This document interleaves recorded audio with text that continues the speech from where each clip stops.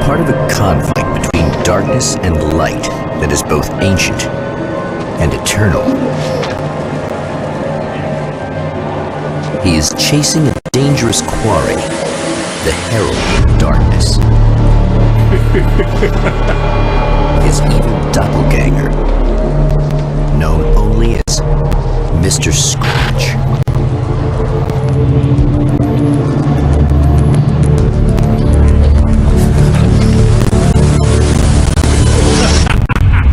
I'll catch you eventually! Maybe, but what are you gonna do then? By then, I'll have had my hands on everything you love.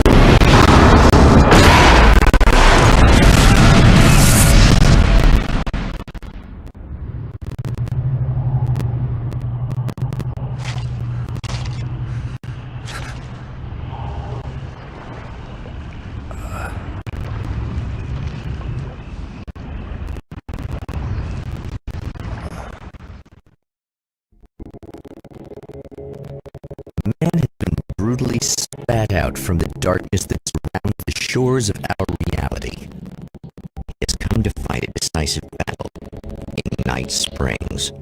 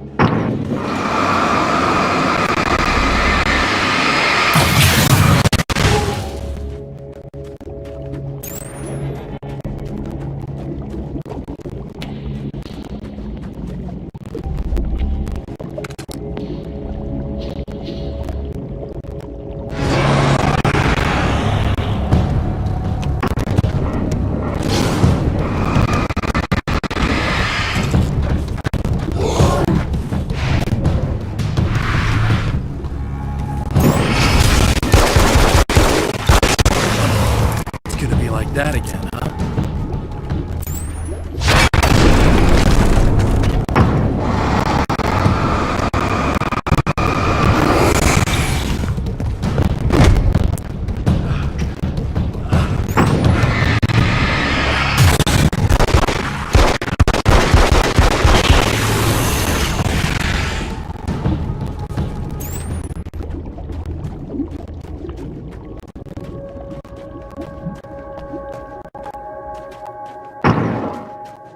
In another life, the man was a writer. He still practices that art, forging weapons of war out of ideas. But the violent currents that brought him here have scattered the pages he has written.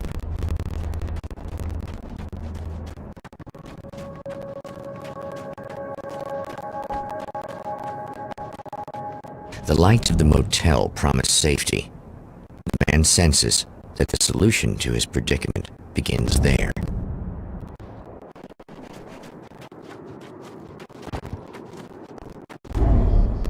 Somewhere within the earth, space itself has been pierced, and from dark depths runs a steady flow of monsters.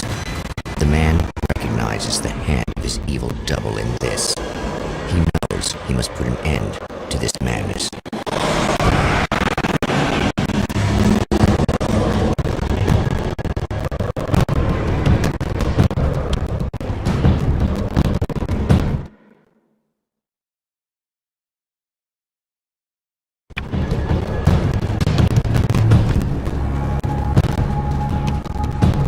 I can't stay here now.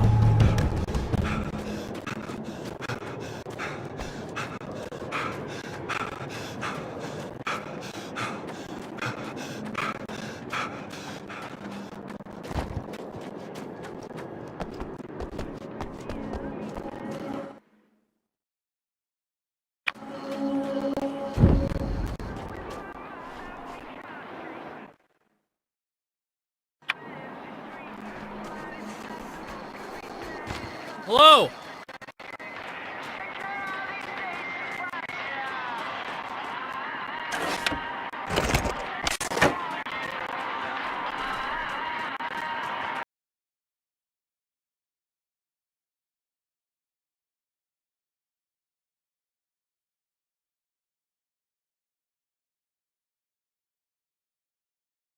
You remember me, right? Emma? Emma Sloan? I think you might have something that belongs to me. Really? A typewritten page? Oh, yeah, that's weird. I did find a page like that. I don't even know where it came from. It was all this weird stuff about the oil derrick and a satellite. Yes, that's what I'm looking for. Oh, well, I don't know how you knew I had it, but I guess it's yours. Listen, what's this all about? There are these really creepy guys hanging around the oil derricks. There's something really weird about them. They're dangerous. I'm gonna deal with them. Try to stay out of their sight, okay? And stay in the light. They hate the light. Just to be clear, you should know that we haven't actually met before. Sure we have, Mr. Wake. Remember you stayed at the motel here. No, the guy you're talking about just looks like me, even if he uses my name. He's behind all this trouble. Oh, I thought, now that you mention it, I guess your aura looks a lot nicer than his, actually. I'm very sensitive to things like that. There's a bunch of stuff I need to find. The things mentioned on that page? Well, there's a lot of old crap lying around this place. Great, thanks.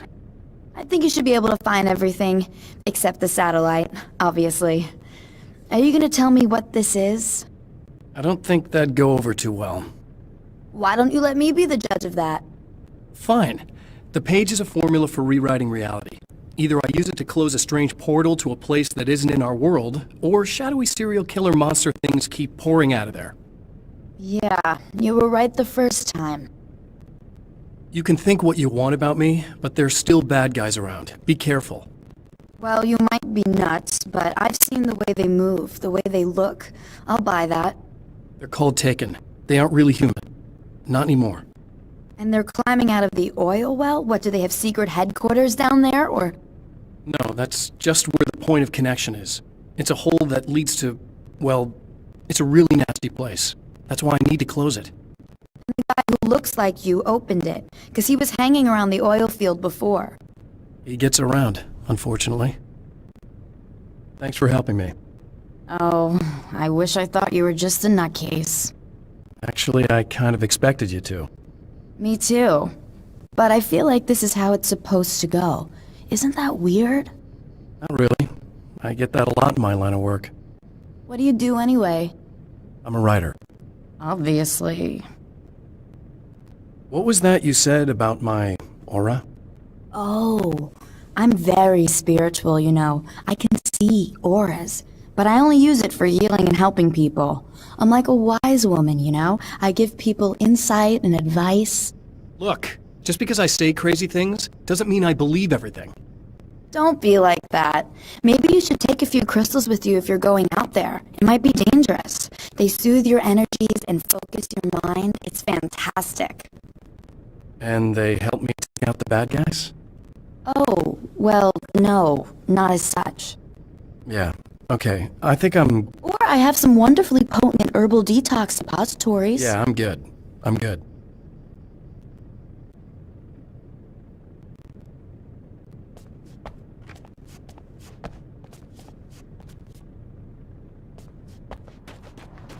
The champion of light recognizes the page he got from the woman. It is a weapon of his own design, custom engineered to destroy the dark portal. If he recreates the conditions of the page, a great power will be unleashed.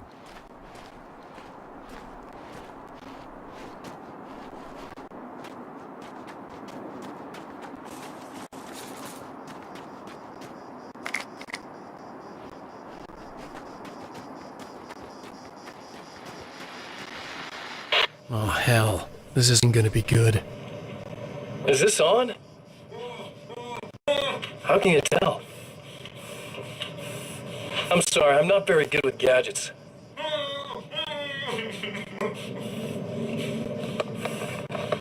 Ah, that's more like it.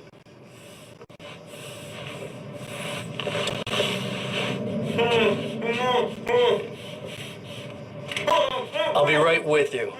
I just gotta do this one thing. I like it quiet.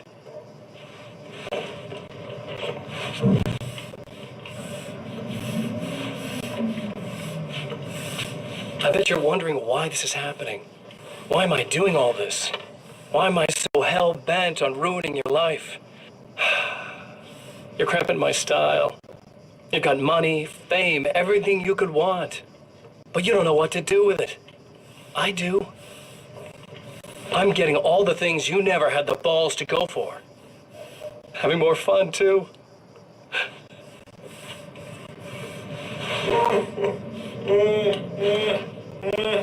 Do you know the real difference between us? I'm not afraid to be the center of attention. This poor slob's just collateral damage, really. I mean, get some information out of him earlier. But this part? This is just for kicks.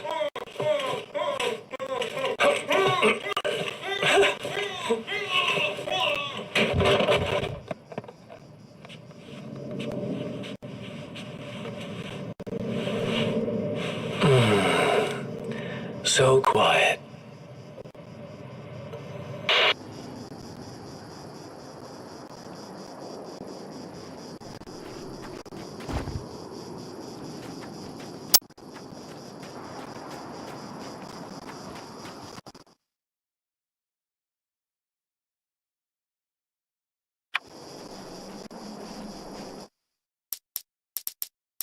Mr.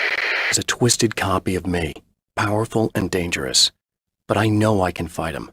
I don't think anybody else can. They don't understand what he is, what he represents, or that all the horrible things he does here are almost insignificant compared to what he will unleash on Earth given the chance. But I've survived the dark place, and it has taught me things. How to cope, how to stay sane when the world goes crazy.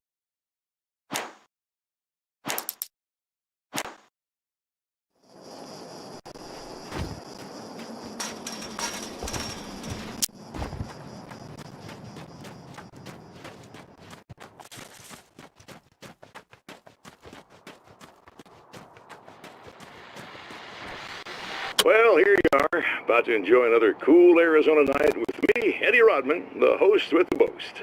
Hey, any of you guys remember Old Gods of Asgard? Man, I actually saw them twice back in the 70s. I was just a kid then, but my dad worked at this club, and he'd sneak me in to see bands all the time. You know how it is. Talk about an education. Anyway, great band, couple of great albums, solid fan base, and then they kind of dropped off the face of the earth. Well, now, almost 4 decades later, they're making a comeback. And let me tell you, these boys have seen a lot of road. They're some serious rock and roll veterans, because they weren't too young even back in the day. Well, now I've got Odin and Tor Anderson, 2 of the original Old Gods, in the studio with me, along with their manager, Barry Wheeler. Nice to have you guys here.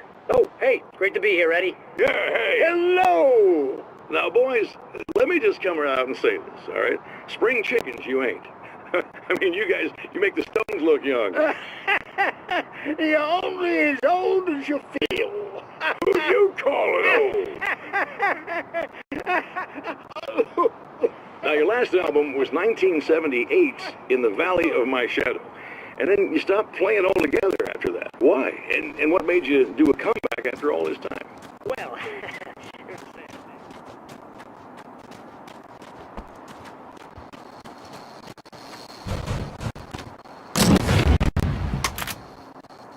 I guess it's about time I went full auto.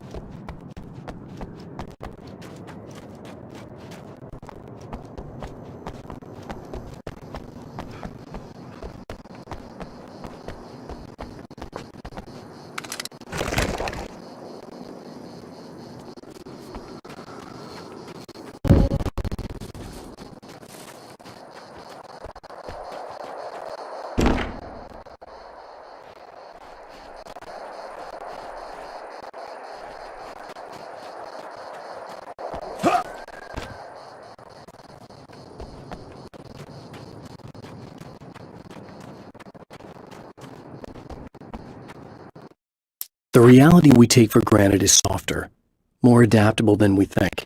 Under correct conditions, you can reshape it, turn it into almost anything you want. When it happens, almost nobody notices. It's not that we forget, it's that after the change, there's nothing to remember. Only those who have been directly touched by the powers that can shift reality are aware of the changes. Many are driven mad by it. Others can cope. I'm one of those people, and I know how to wield that power to rewrite reality.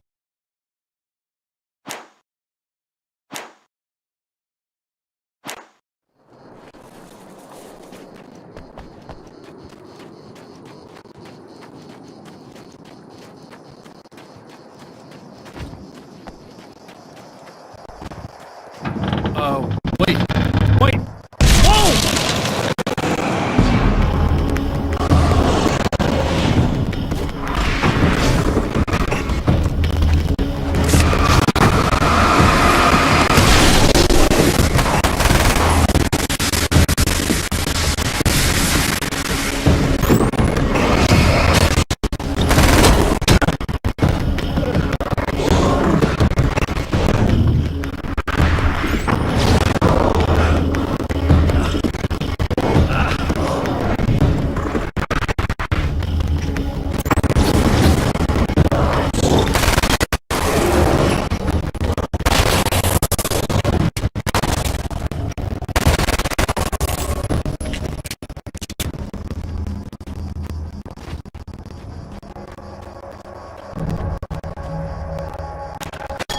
That's one thing down.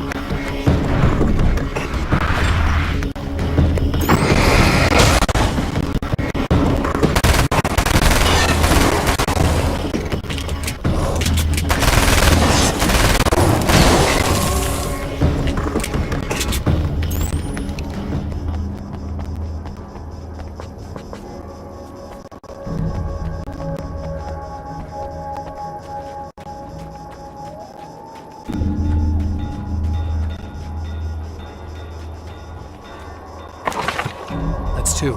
Just one more to go.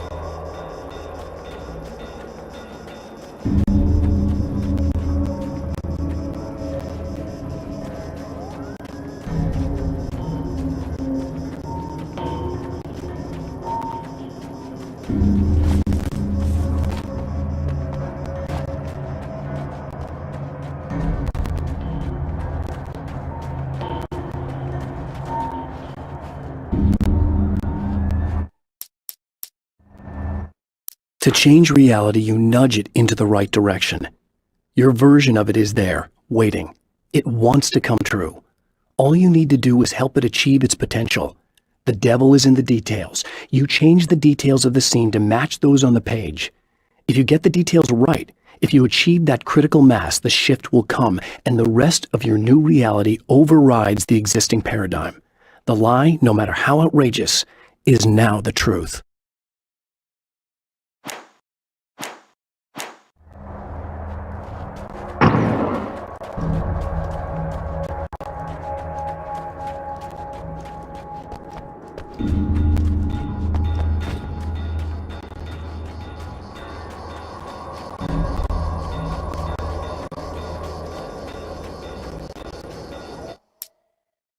Some of the Taken aren't protected by the darkness like their comrades. Instead, their aversion to light is so extreme that they literally split into two when they encounter strong light. It leaves the two halves weaker, but of course, there's strength in numbers. It's a disturbing development. The dark presence I faced 2 years ago was powerful, but it didn't have much in the way of imagination. Clearly, the same cannot be said of Mr.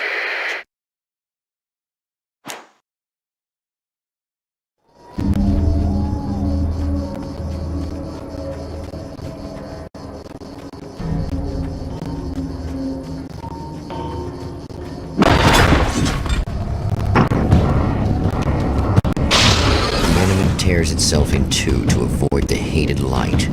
It becomes weaker, but more numerous. Such is the arithmetic.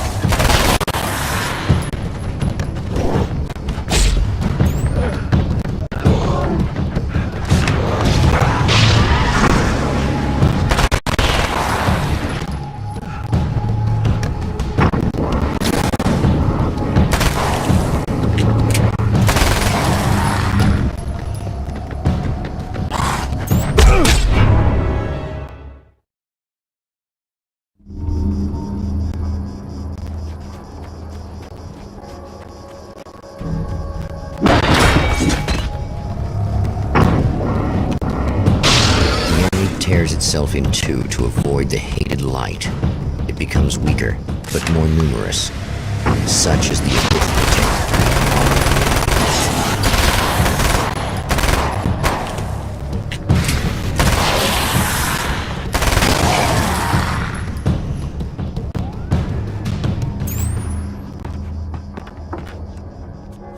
That was just messed up.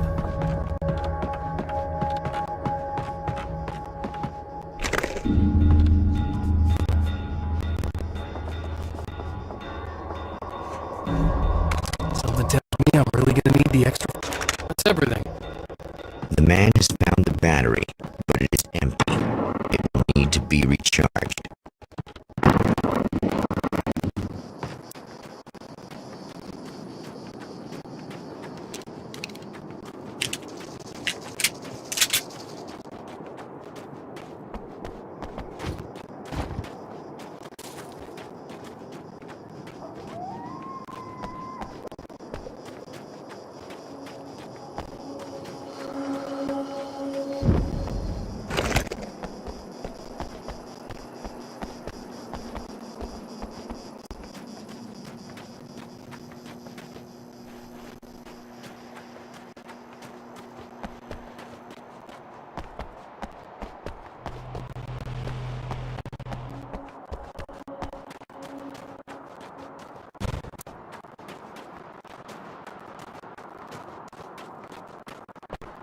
I need this battery charged. No problem.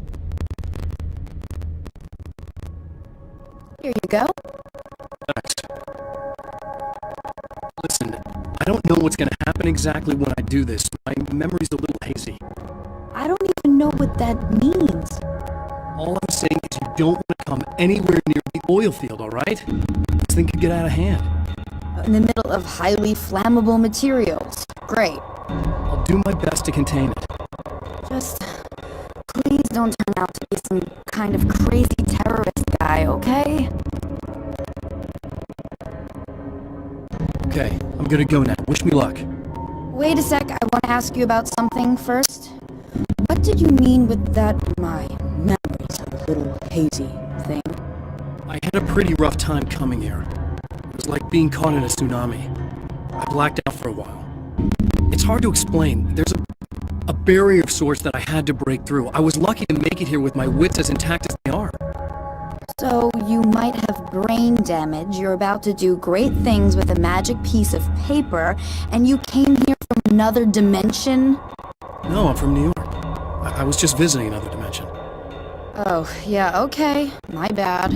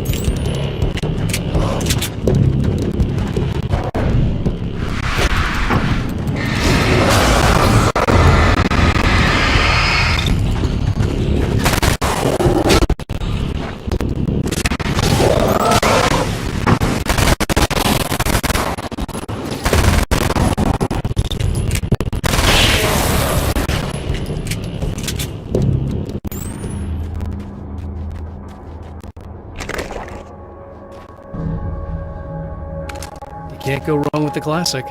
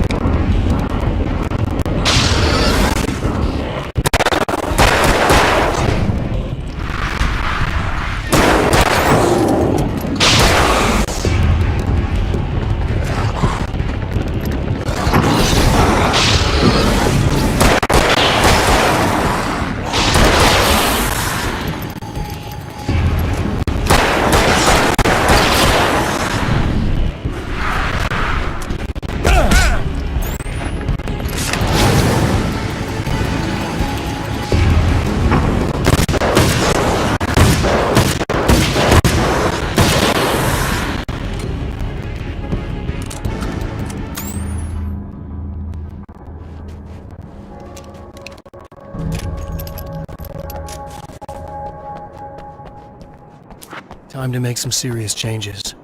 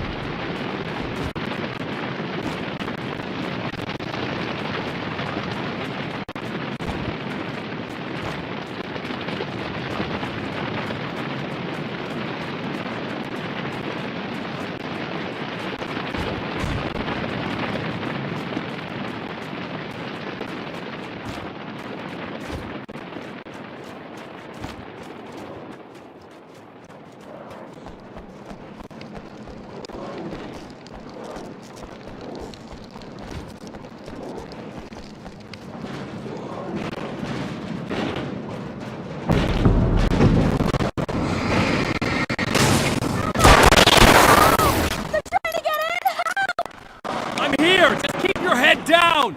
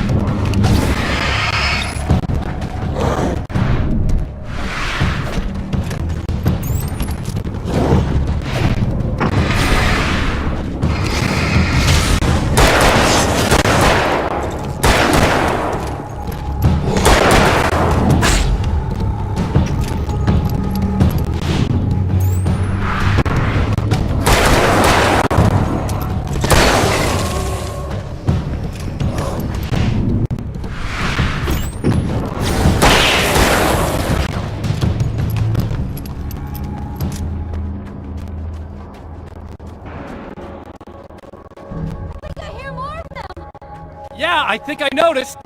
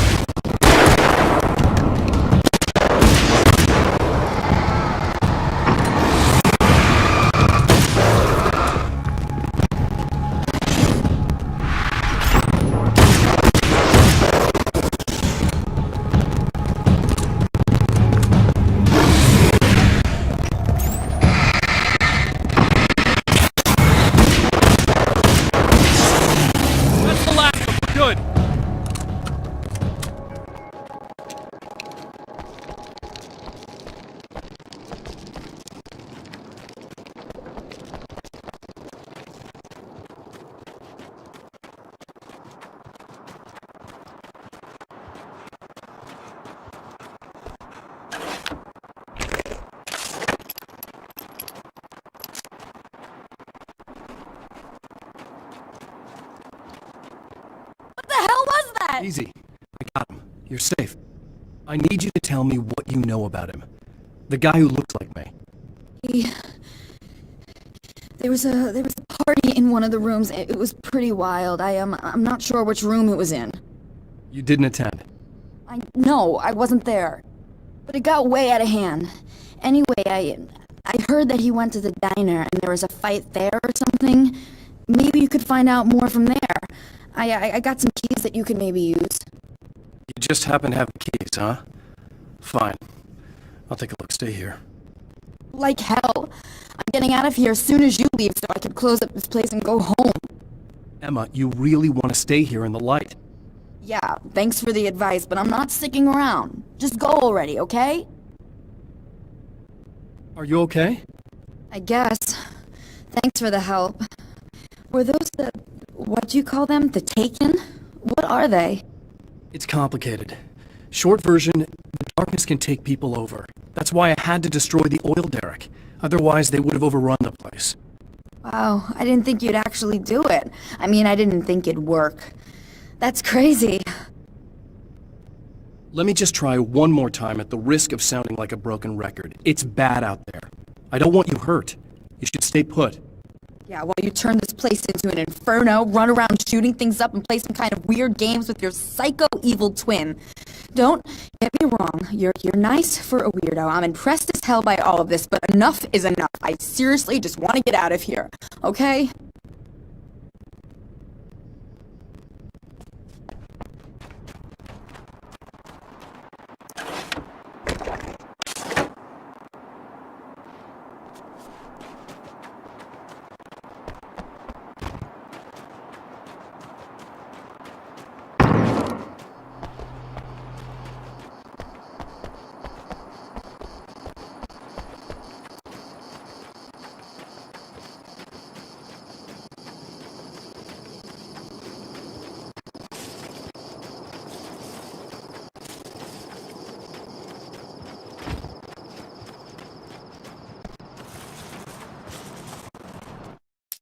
Some of the Taken aren't protected by the darkness like their comrades.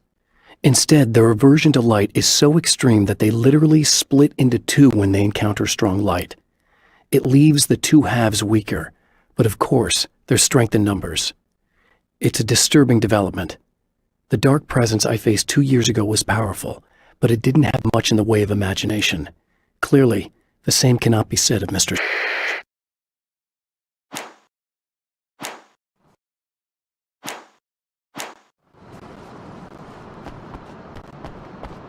A poltergeist. Its existence is one of rage and hostility, and its very presence turns ordinary objects into deadly projectiles. Oh, shit!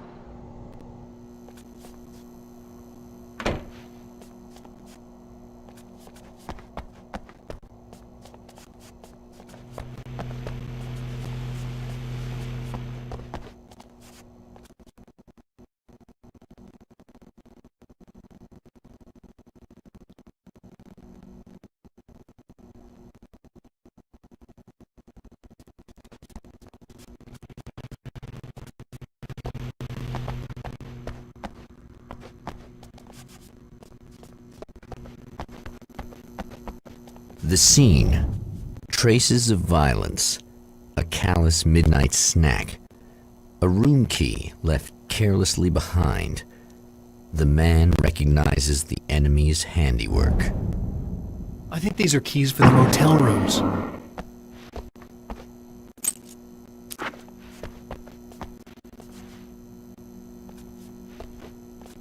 Satellite and now this? That place might be involved.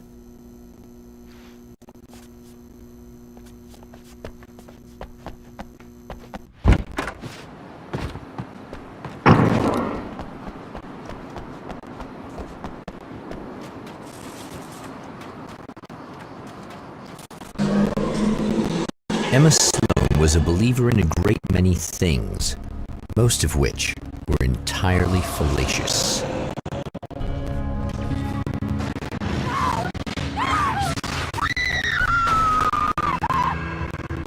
Emma Sloan, an innocent victim of his dark half.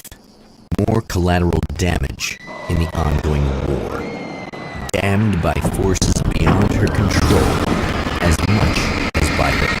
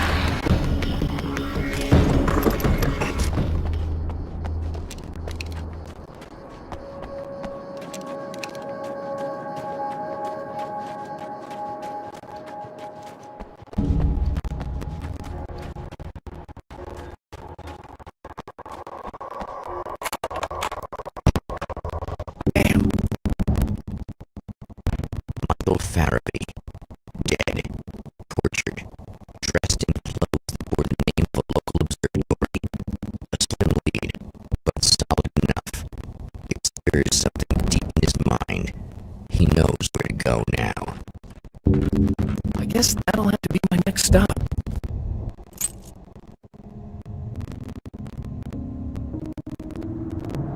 The observatory, hot on the heels of the Herald of Darkness, the champion of light forges on to see the stars.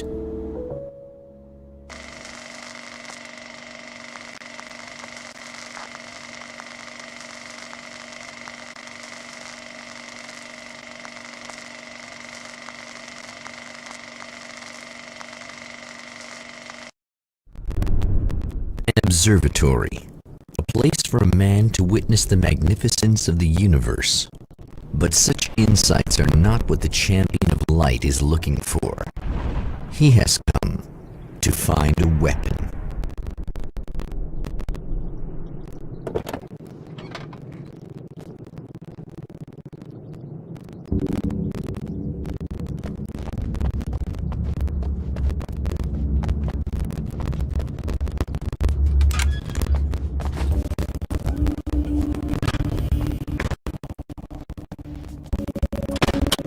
Welcome back, listeners. As you know, I'm Eddie Rodman, and I'm still talking to old gods of Asgard who are doing their big comeback tour. How's it been going for you, Odin? Splendid! I'm having the time of my life. You know, I didn't realize how much I'd missed that. And what about you, Thor? It's okay, you know. Well, this must bring back a lot of memories. Oh, yeah! It's wonderful to be back on stage.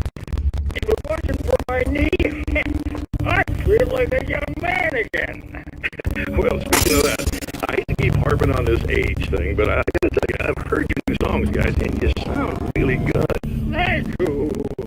And this may be a touchy subject, but to be blunt, you really don't sound, well, old.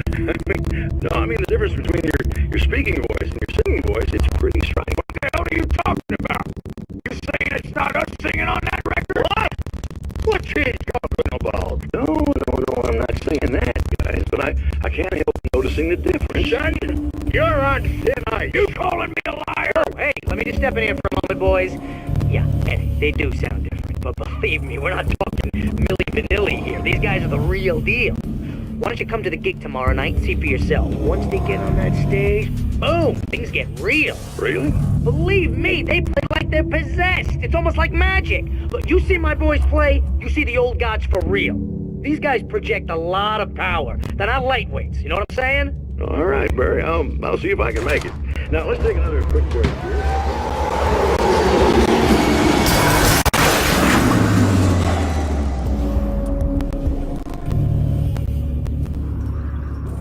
Between your speaking voice and your singing voice, it's pretty short.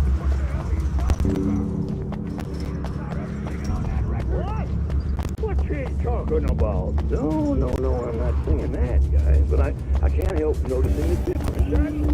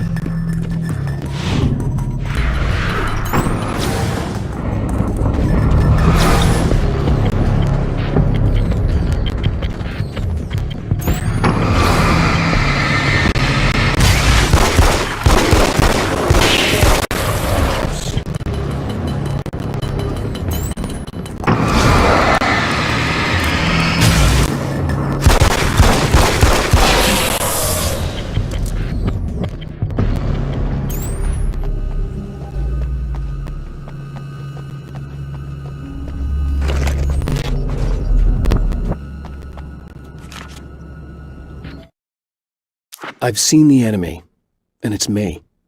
I've faced dark horrors before, things that live in the unimaginable pressures of the world beyond our own. Sometimes they masquerade as humans. That's what ultimately lurks inside Mr. He's every mean-spirited tabloid story about me, an evil caricature, a creature formed in that vague territory of misconceptions, half-truths, and the dark imagination of people who heard a story about me. An urban legend made flesh, a serial killer, my dark half, brought to life by the power of Cauldron Lake.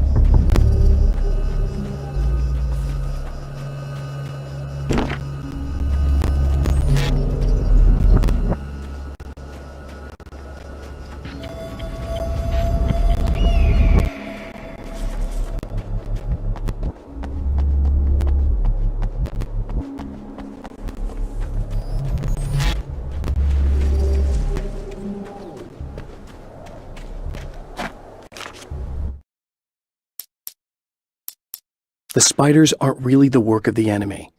They're a side effect, a part of the dark place's less significant fauna that has managed to slip through the opening I made when I arrived. Less an animal than an idea that has assumed the form of an animal. Makes them no less dangerous, but at least they're a little easier to deal with. The darkness doesn't protect them like the Taken, and thus they can be destroyed by either light or bullets right away. I've seen the enemy, and it's me.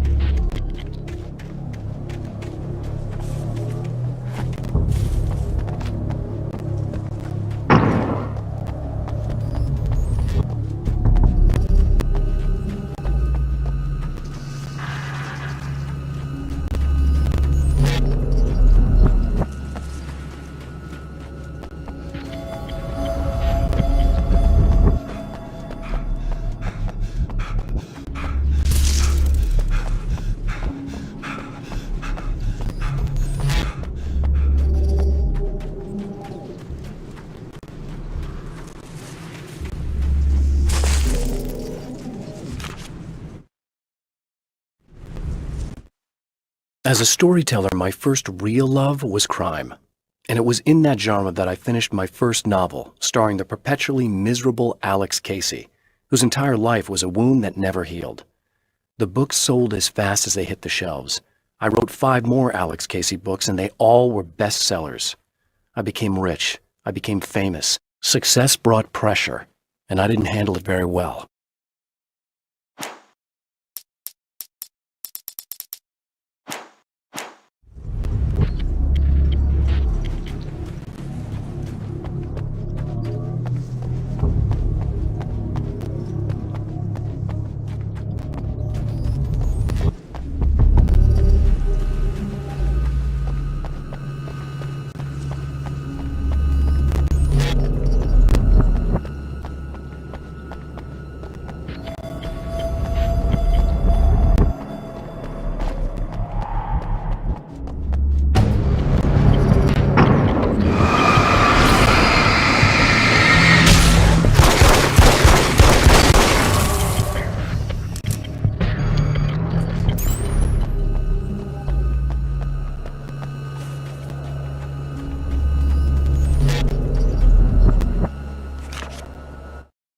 The pressure of success got to me.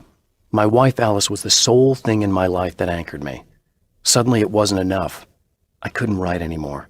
I distracted myself with wild parties and whatever trouble I could scare up. I wallowed in the drama of my life, sure that Alice would stick with me even though she didn't sign up to be the lifeline of a tortured artist. It was my dumb luck she's not the type to give up.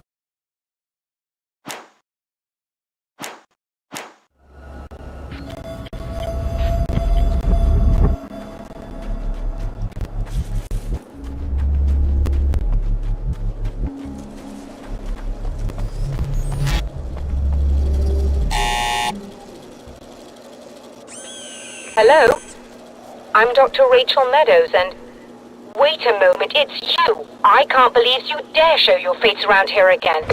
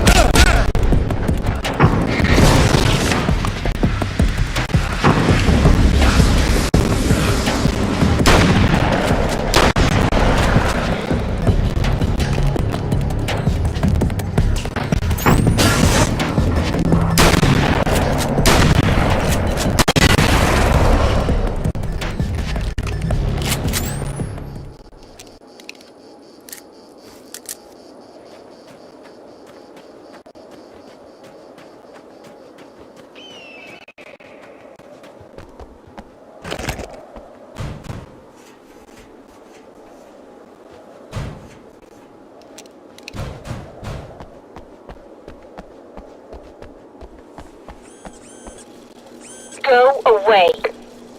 It wasn't me. I just look like him. Are you serious? That's what you're going with? Please. I'm trying to stop him. You saw those shadow things trying to kill me, right? I bet he got along with them just fine. Yes. Yes, he did. All right. Come on in. Thank you.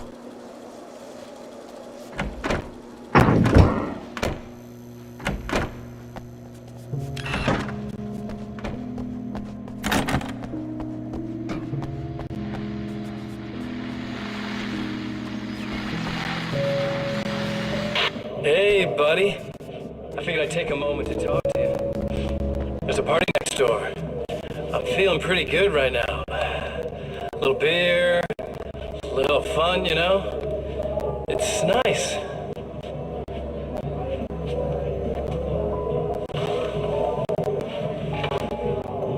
Listen, this whole thing between us, it's a little weird for me too, you know? I mean, we don't just look the same, there's a lot we share. I mean, up here, I know you, right? So I was thinking maybe we could...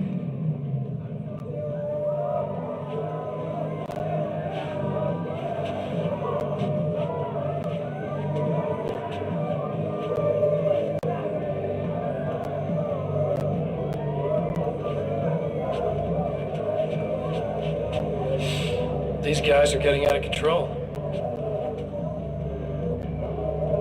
Look, I feel like we're both victims of circumstance here. And maybe we could make some kind of effort to...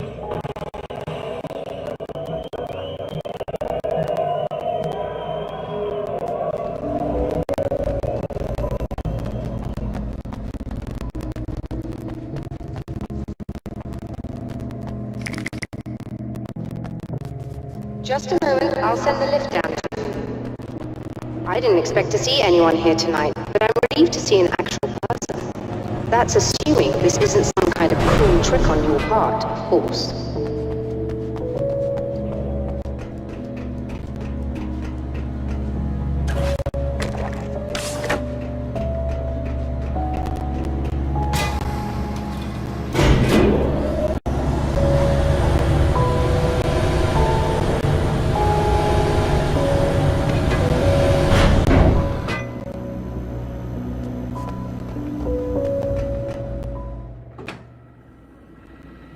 Doctor, the man who looked like me, what did he want here?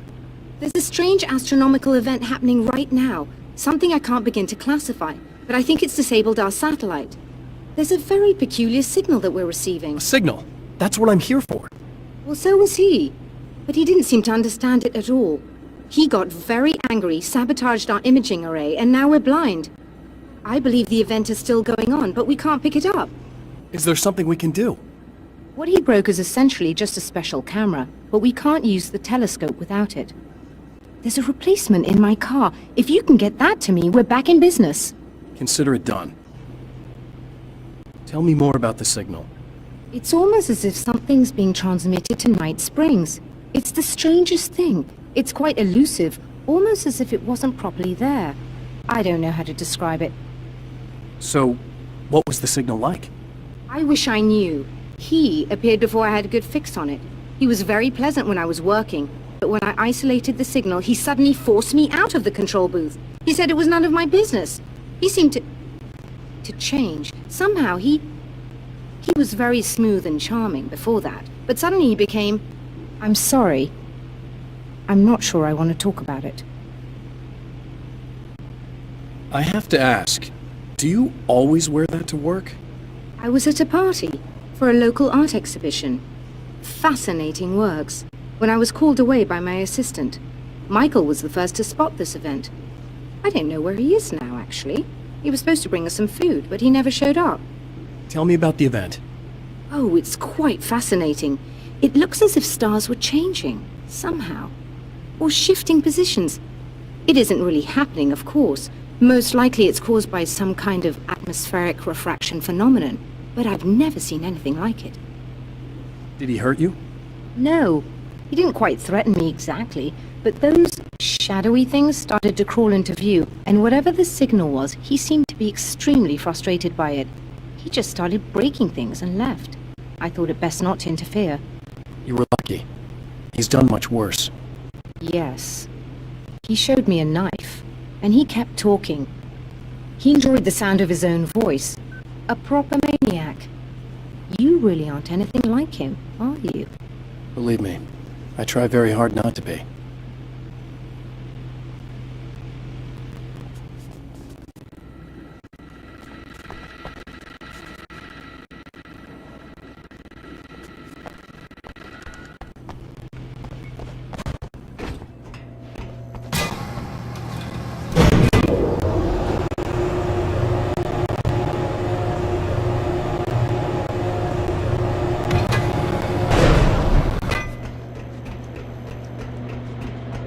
Good luck, and try to be careful. It's a very expensive part, and we don't have a replacement.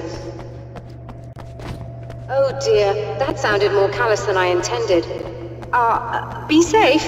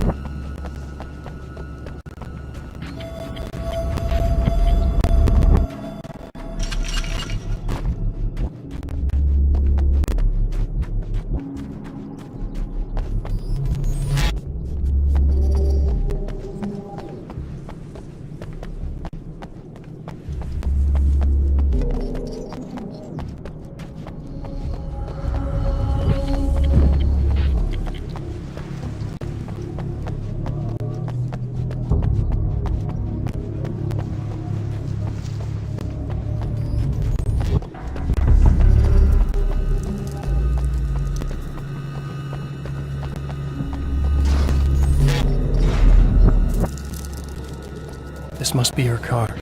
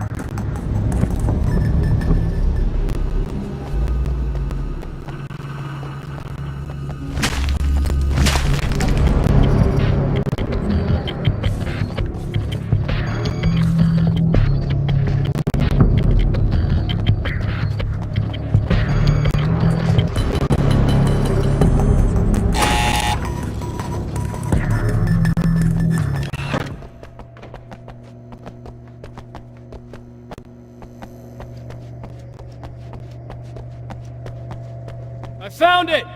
Excellent. I'll operate the platform directly below the telescope so you can install the array. Don't worry, it's very easy. Come on.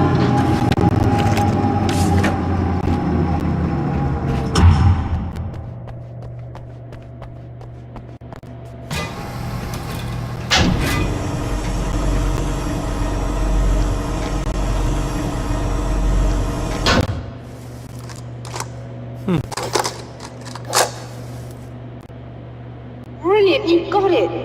I'll just run a quick diagnostic on it. Yes, it's in perfect order. Alright, we're good to go. Let's take a look at the skies.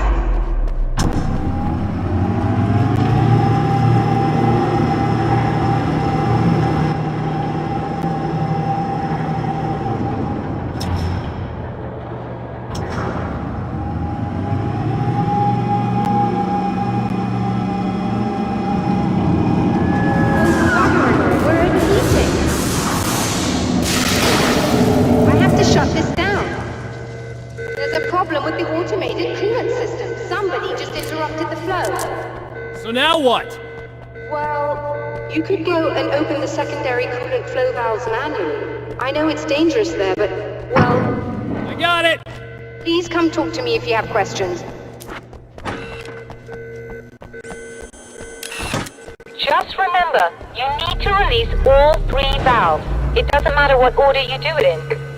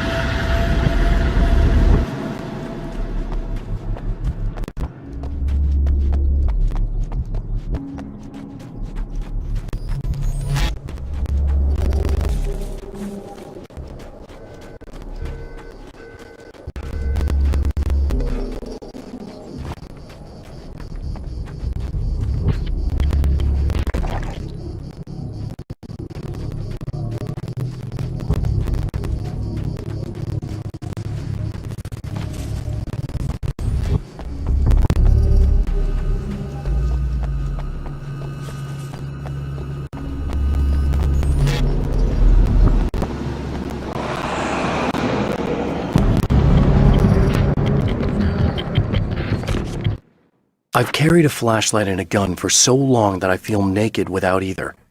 It's all too often that I need them. The darkness protects the taken. Shadows crawl over their forms like living things, protecting them from harm. Blows that would injure or kill a human outright mean nothing to them as long as the darkness persists. But light makes them vulnerable. Light burns the shadows away. The darkness that drives them is still in them, but now they're vulnerable. Flashlight and gun. Sometimes it feels they're all I have left.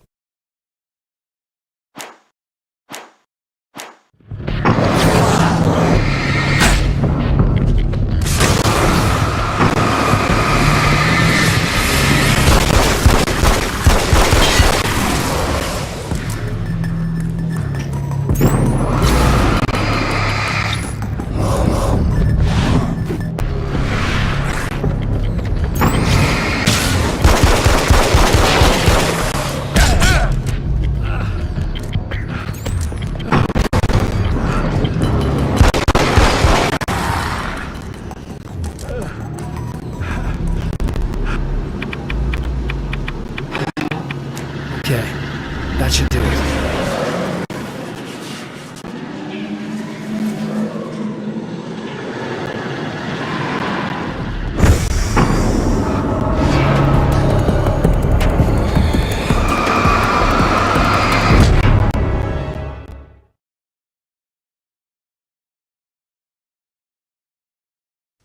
Okay, that should do it.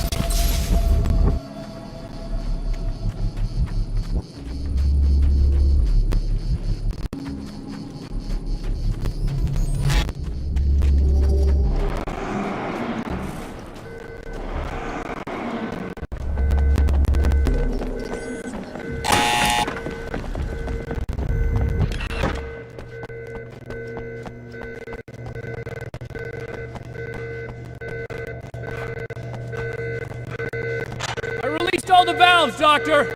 Is it working? Just bear with me a moment.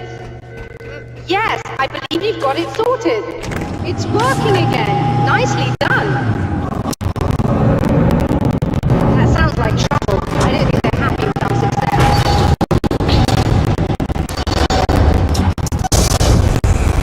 Look out, they found a way in.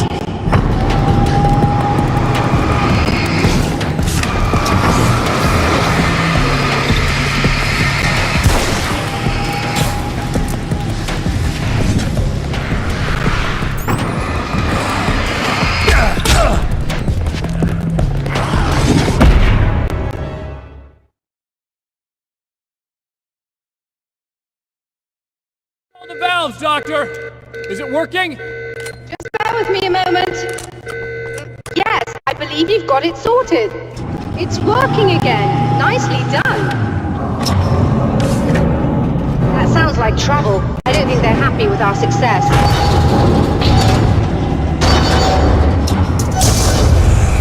Look out, they found a way in.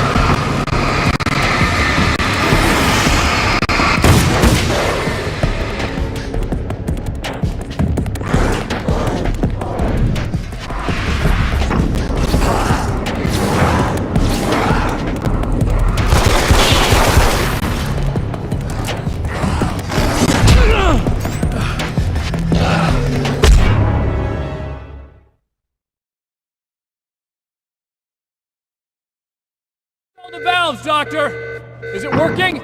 Just bear with me a moment. Yes, I believe you've got it sorted. It's working again. Nicely done. That sounds like trouble. I don't think they're happy with our success.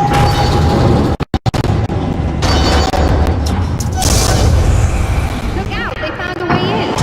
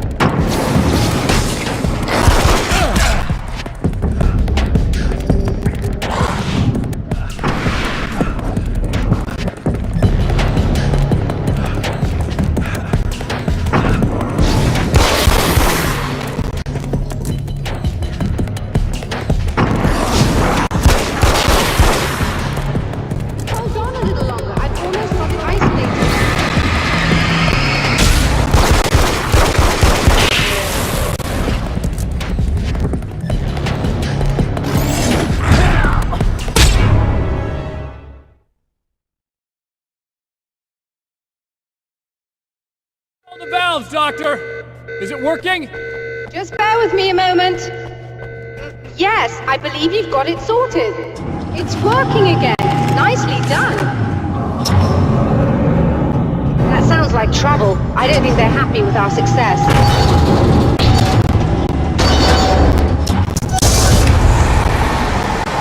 Look out, they found a way in.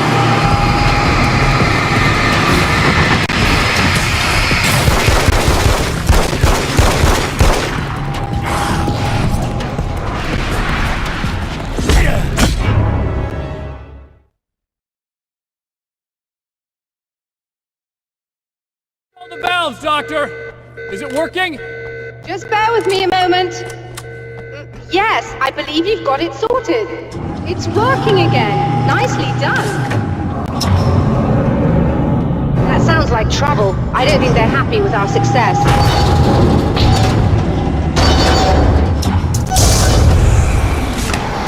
Look out, they found a way in.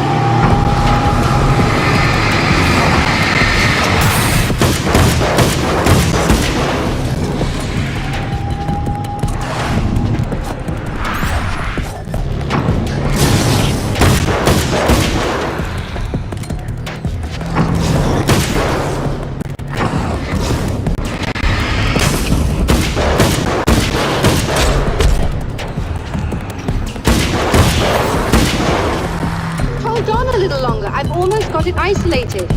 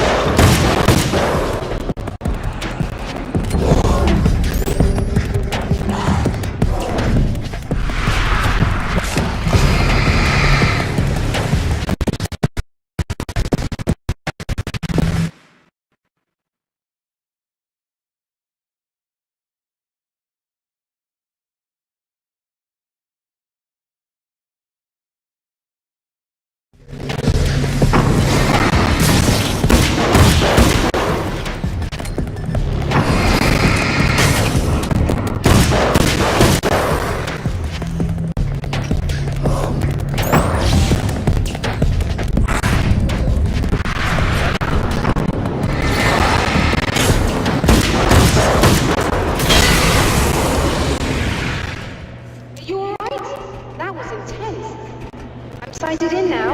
I still have no idea what I'm looking at, but it's very strange indeed. Oh, where are my manners? Please, come on up. I'm sorry, I was distracted.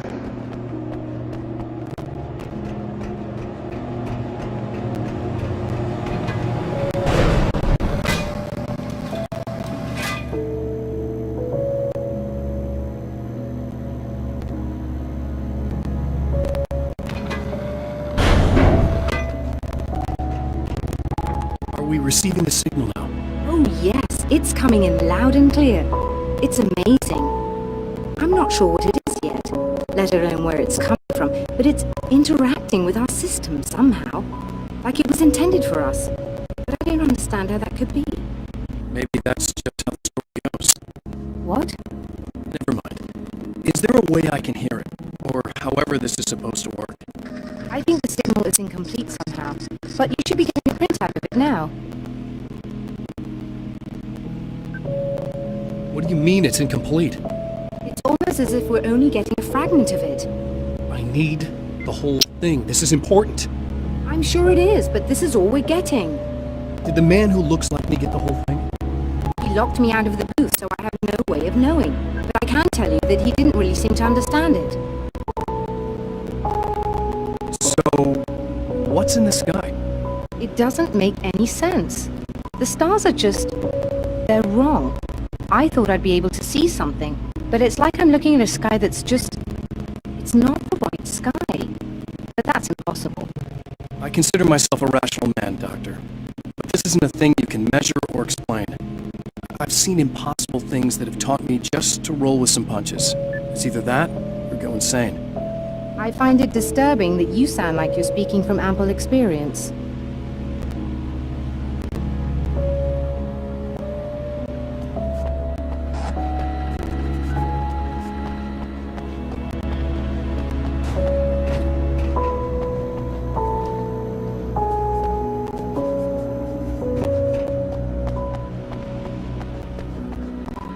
A printout of a signal. It too is a weapon created by the champion of light. In its words, stirs a new reality. But it is incomplete, and yet it provides a roadmap for the man to follow, a course that will lead him to a place where he may confront his enemy.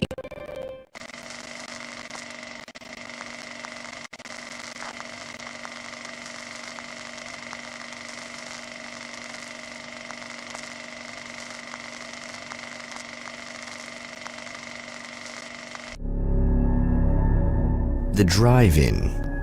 Once the site of lurid celluloid fantasies, it's now the site of an art exhibition. And yet, it's the search for closure rather than culture that brings the champion of light here.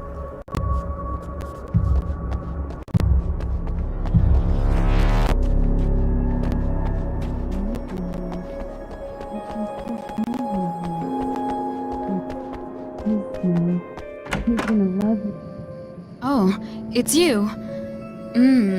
That's fantastic. Are you okay? Go away. No, I want you. But you'll get angry if you're here. So, you gotta go. You know I'll do what you want. Okay. I love you so much. Did you know that love hurts? Are you gonna hurt me now? 'Cause you should. Lady, you got darkness on the brain. I think I can help you if I can get the lights on in here. You can't turn the power back on. It's not allowed. You said. So, where shouldn't I go so I don't turn the power back on accidentally? It's the big building on the other side of the drive-in, but it's locked. Where's the key? Just so that I know to avoid it. It's on the wall next to the cash register. But you can't. You can't. Don't be bad. Hey, no problem. I'm just gonna go do some other stuff. Scout's honor. Just try to stay calm. I've seen this kind of thing before. I think you're gonna be okay. Why is it so hard to think? You've been touched by darkness. I'm hoping it's not permanent. Remember when you were here before, and you kissed me, and then everything got all dark? That was the best. Listen, this is very important. Where did I go? Can you tell me that? Baby, you don't need to go anywhere. You're here now, and you're in my head. You should be in me. You should touch me again. Not with a 10-foot pole, lady. Hey, Just in case there's a part of you in there that's freaking out right now, it's not your fault. I promise I'll do what I can to help you, okay? I don't... Please go away. Don't sweat it. I'm just saying that in case you really need to hear it, I've been there. I think there are spiders in my eyes. I think you put them in me. Yeah, I'm just gonna go now.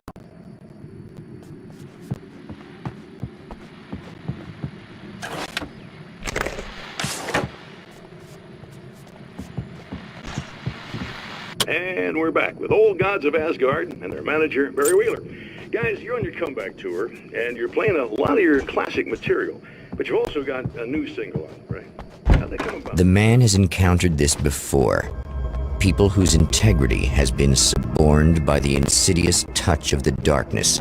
He has experienced it himself, but merciful light has burned away the darkness in his brain.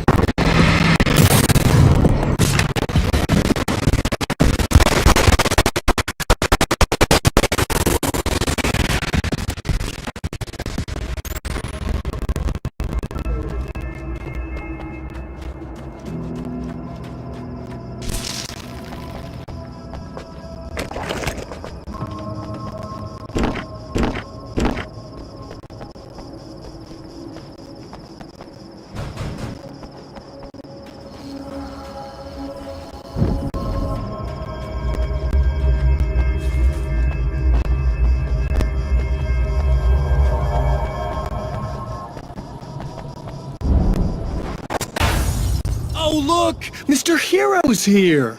You ready to save the day?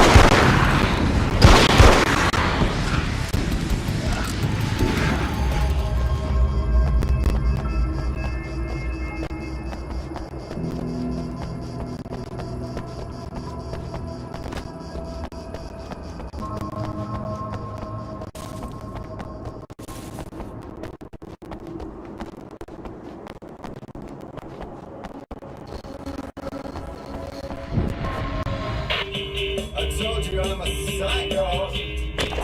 Really?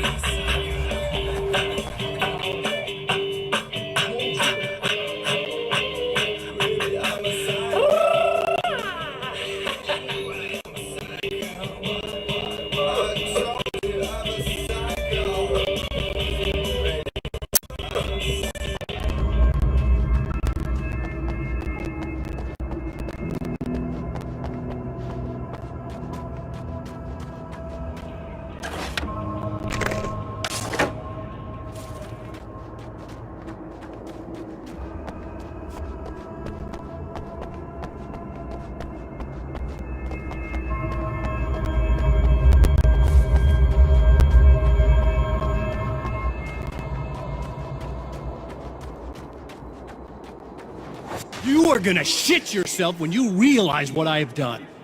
Shut up!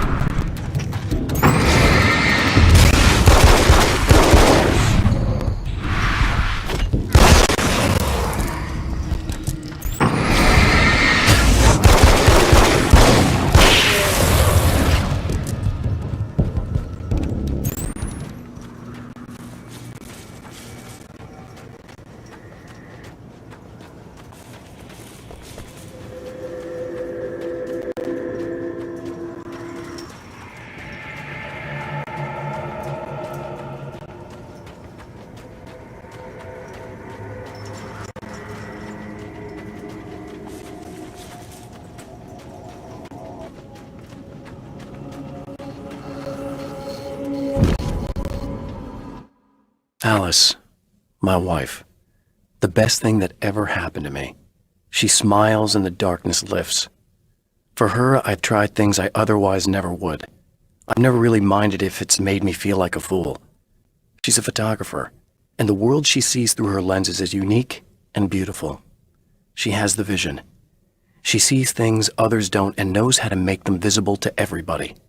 She did it with me, too. She teased out things I was only vaguely aware of.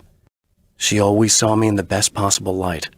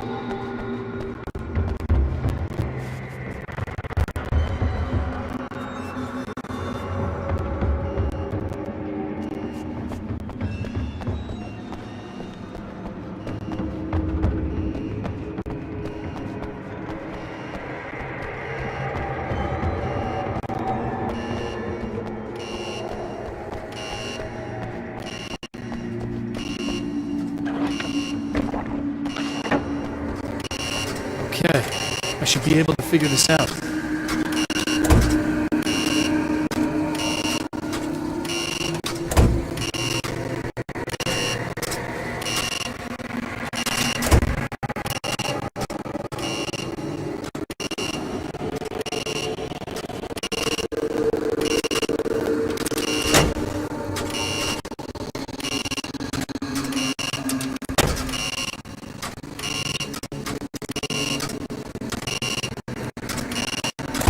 Red lights, green lights.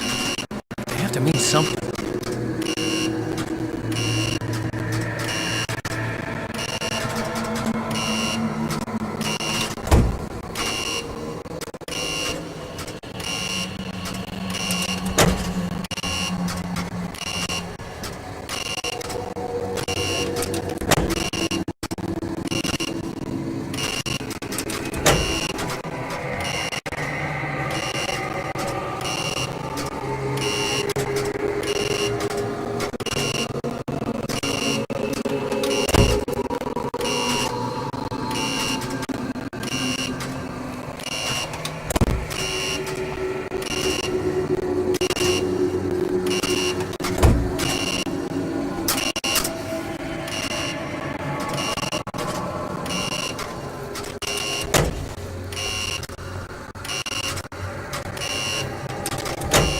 Red lights, green lights. They have to mean something.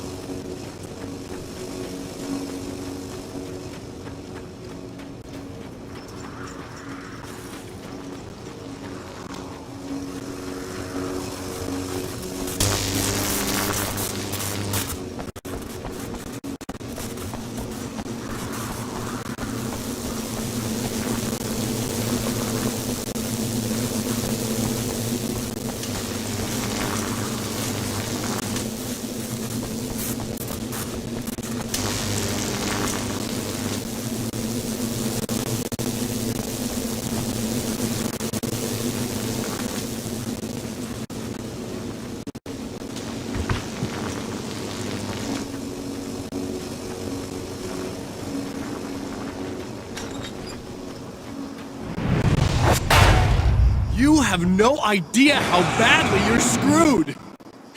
It's gonna be a blast to watch you find out. Don't want to get hit by those.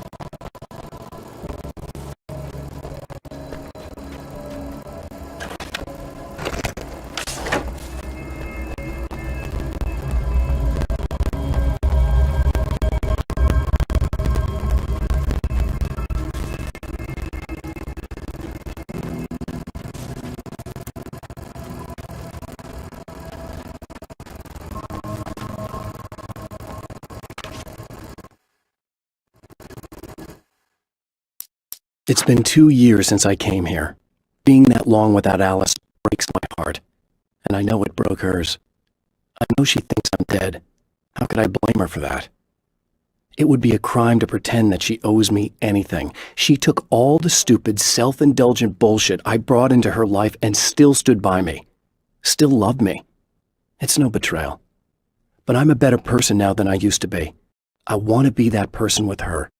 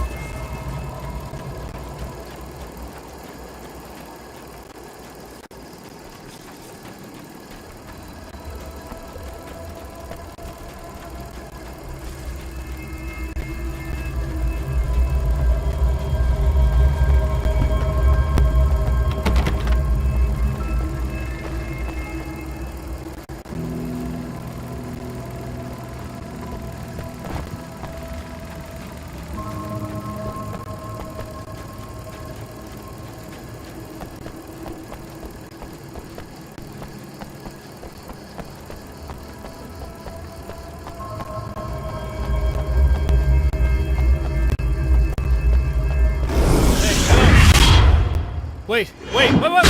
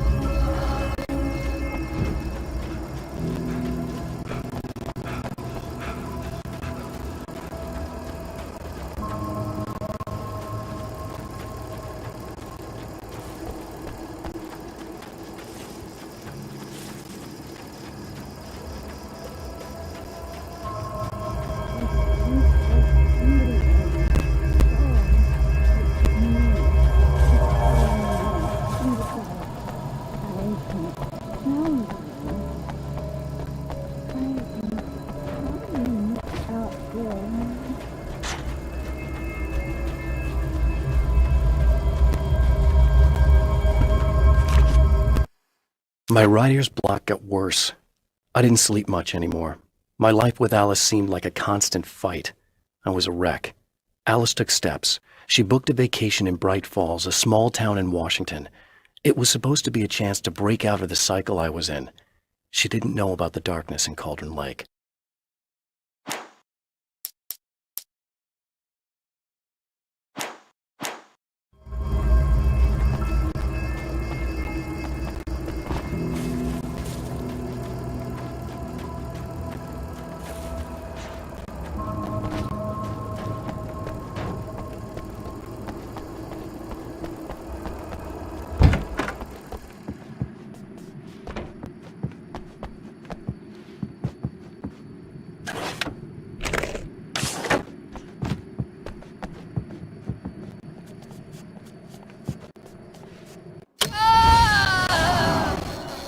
No, don't!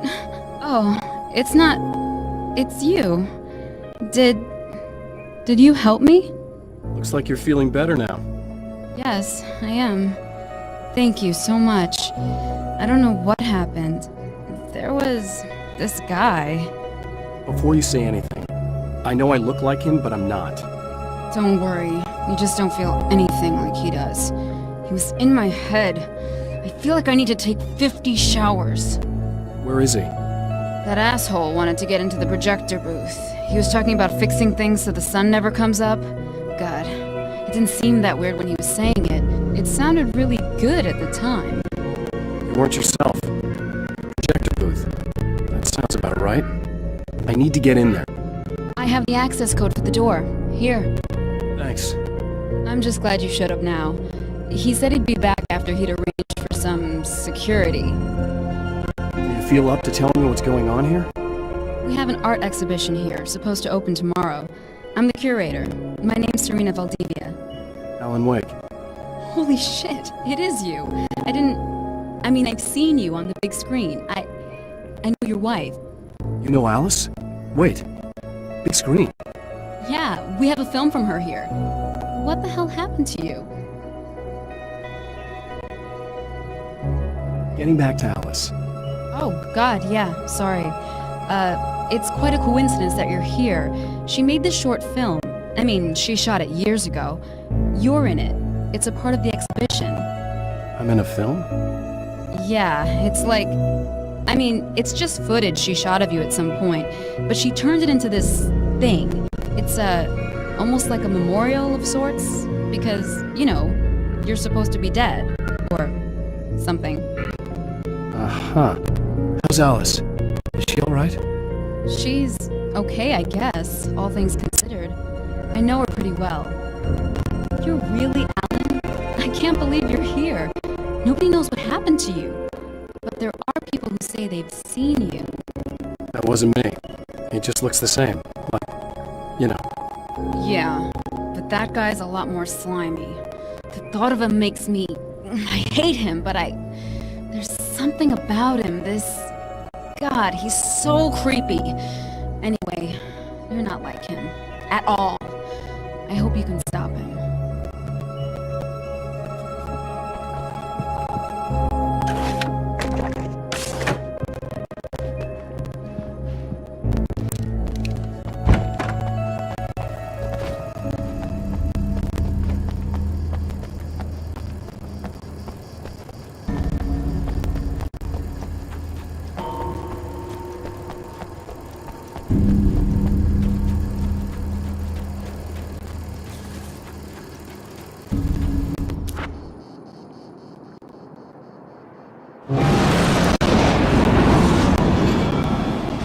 That's the security system? I guess it was too much to hope for an alarm and a fat rent-a-account.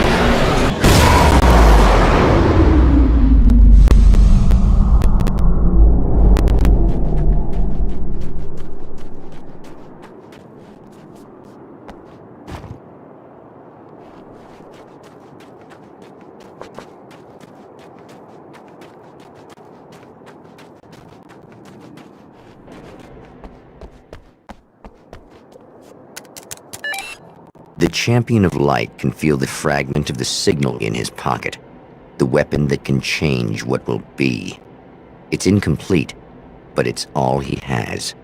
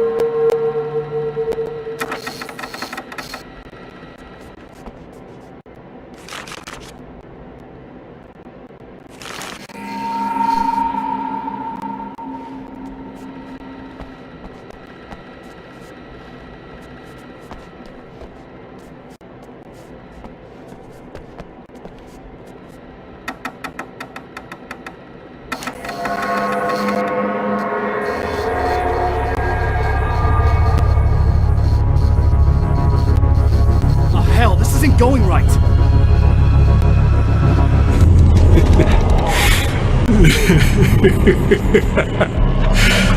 You've been up to something, haven't you? Too bad it's not gonna do any good. I'm a better you than you ever will be, and I've got all the time in the world. Everything you've got's going to be mine. Your life. Your wife! What are you gonna do about it? The sun's never coming up now. I could keep this up forever. Show yourself! Whatever you say, buddy.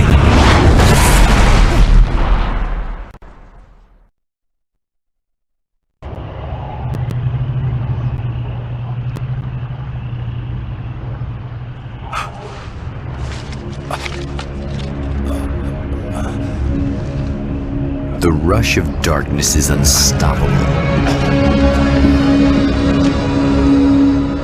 Time itself twists and tears, sweeping the champion of light back with its dark currents.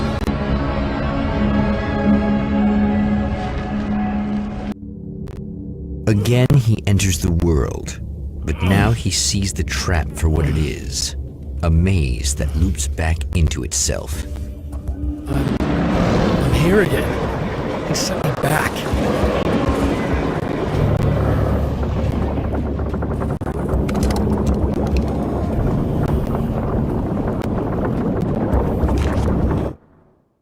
In Bright Falls, I was constantly under attack by birds that were more shadow than flesh and feathers.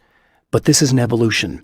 Some of the Taken were actually capable of turning into a flock of birds to escape my attacks and turning back into human form to make surprise attacks.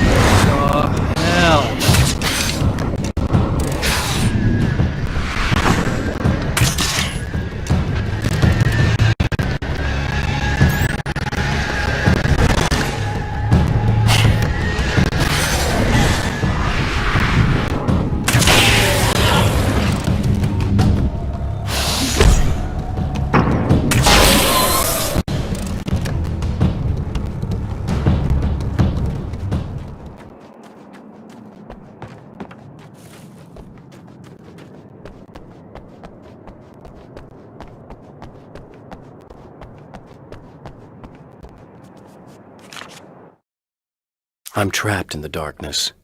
He has started appearing to me, Mr. He can travel back into the world effortlessly, and he loves to rub my face in it. At first, he was just an echo in the darkness, a flicker beyond the edge of my vision. Now he started showing himself, getting bolder all the time, telling me what a great time he's having in the world while I'm stuck here, and what he plans to do, especially to Alice. All the moves I have left are dangerous and desperate. I have no choice. I have to hunt him.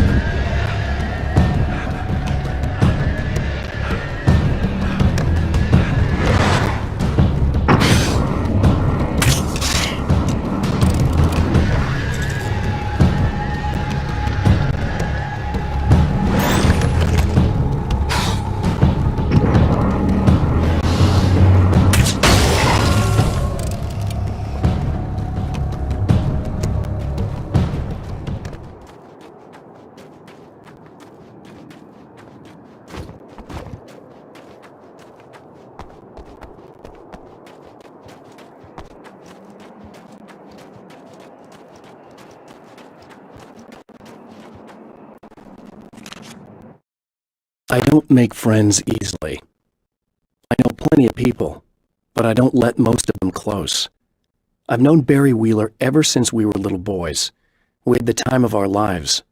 I'd get us in trouble, and he'd talk us out of it. Things haven't changed that much now that we're grown-ups. He's the most loyal and dependable person I've ever met, and all the things that count anyway. You could call him a weasel, and you wouldn't be entirely wrong. You could call him a clown, and I would reluctantly agree. But he has never let me down.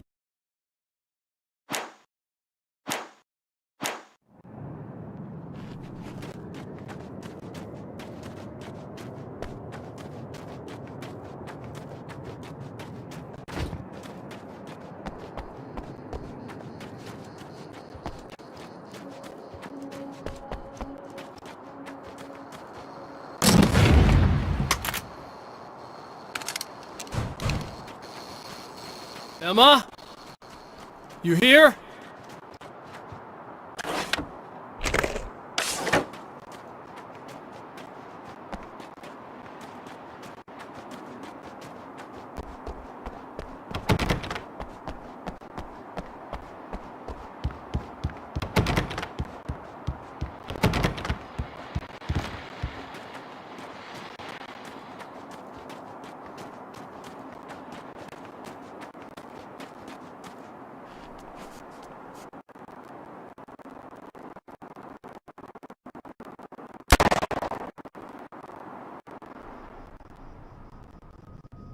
Wow, it is you. I guess all of it really happened. You remember me? Kind of. I felt weird all day, like I could almost remember a dream I had, and then, just before sunset, I remembered the page. Yeah. I'm going to have to go get those things again. Not all of them. I went out and got them. Well, most of them. I felt stupid at first, but then it was getting dark, and those things started showing up, and one of them made off with the battery. It ran into the railroad tunnel. There was no way I was gonna follow him in there. Sorry. It's good you didn't. You should be careful. I mean, really careful. Yeah, I kinda remember something. Something bad happened to me, didn't it? Forget it. It doesn't have to happen again, okay? Just do what I say. Yeah, okay. God, this is too weird. Am I going crazy here? Just go get that battery. Try to stay calm. You're perfectly sane. We're caught in a time loop. That's why this is happening again. I believe you. God, I feel like I might just lose it any second now. How come you're not freaking out over this? Because on my personal weird shit-o-meter, this just doesn't rate. Look, I know something happened to me before... You're gonna be okay. If you just keep cool, okay? Thanks for getting this stuff for me. It's a big help. I hope so. Are you gonna make everything blow up at the oil field again? I have to. Well, whatever the hell else you might be, at least you're not boring.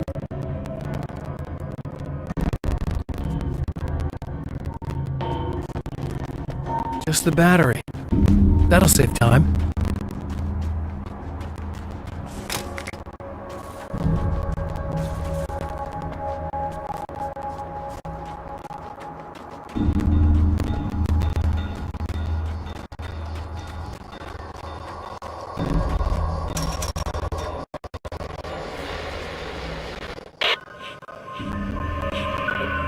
Okay, so this chick just came up to me and said she's my biggest fan.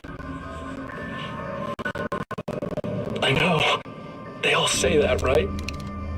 And she's giving me the eye. So I make a couple of moves, we have a couple of drinks, and then things start happening.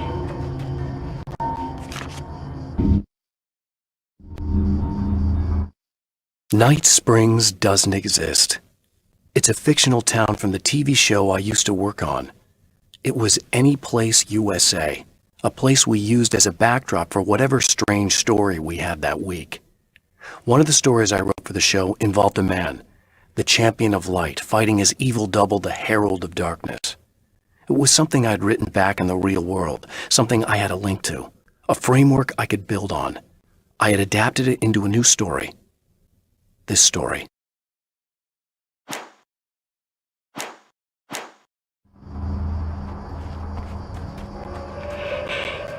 She's got no idea.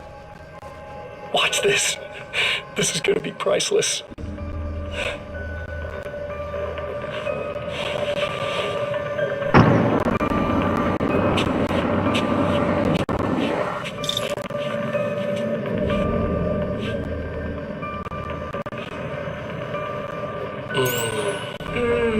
That's nice.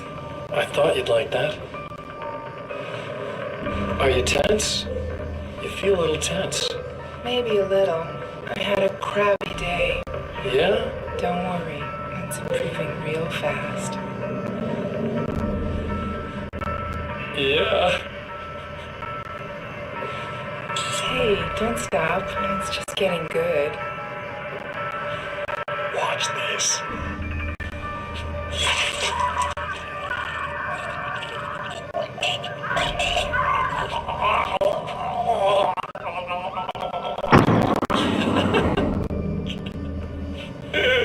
Yeah! Did you see that? Oh man, did you see her? Boom! More than anything else, it's in our nature to imagine, to turn fantasies into legends, to be storytellers. But on a rare occasion, the line between fact and fiction, imagination, and reality becomes so blurred and filtered as in Night Springs.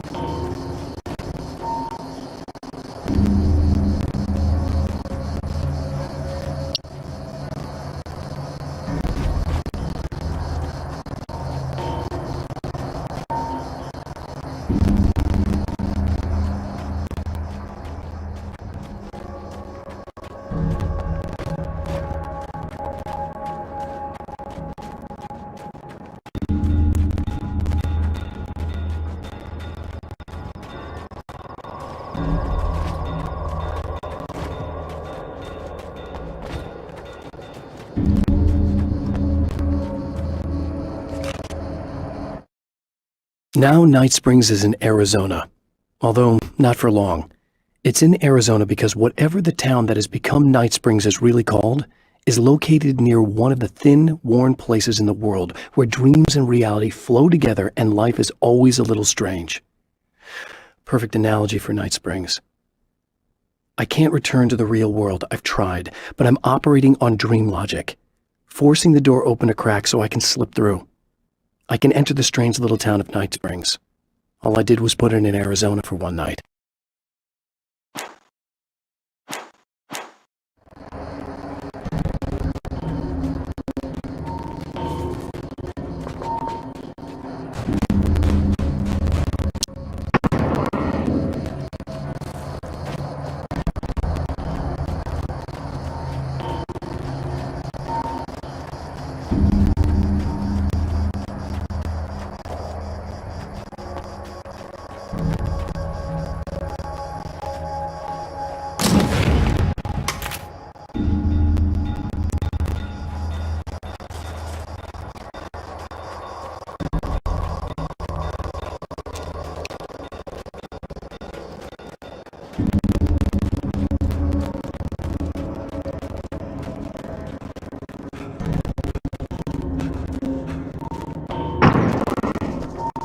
Well, this should be perfectly safe.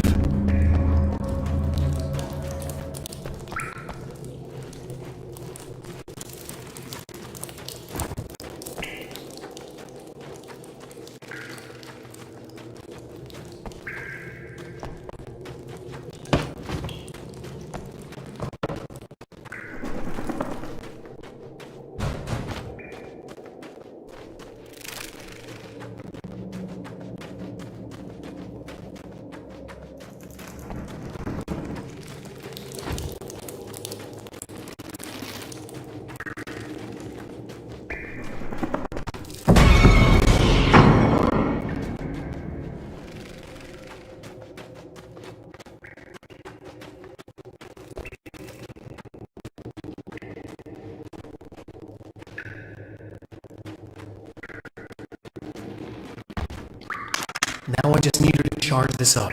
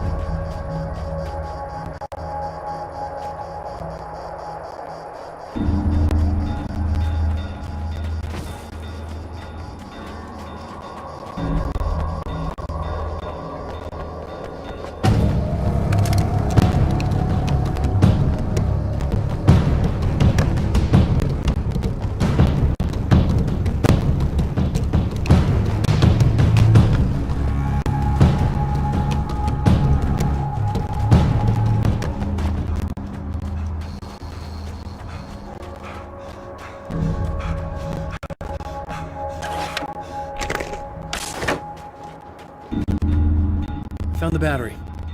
Okay, I'll charge it. Here. Try not to get killed. Okay. I'm gonna take care of this. Try to stay calm.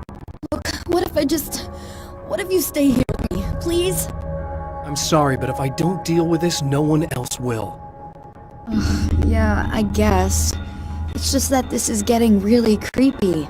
I believe this is real, but I don't understand any of it. I'm getting scared. I can't believe you're so calm. I get scared, but I've had a lot of time to get used to it. That helps. The guy who looks like me is the reason this is happening. I caught up with him, but he swept me back here. Back in time. Yeah, it's a trap. We'll be doing this forever unless I can break out of it. How are you gonna do that? I'm working on it. I came prepared, but things got kind of scrambled when I arrived. I'm tracking down the things I need. Yeah, well, feel free to climb back into your DeLorean or whatever it is you do.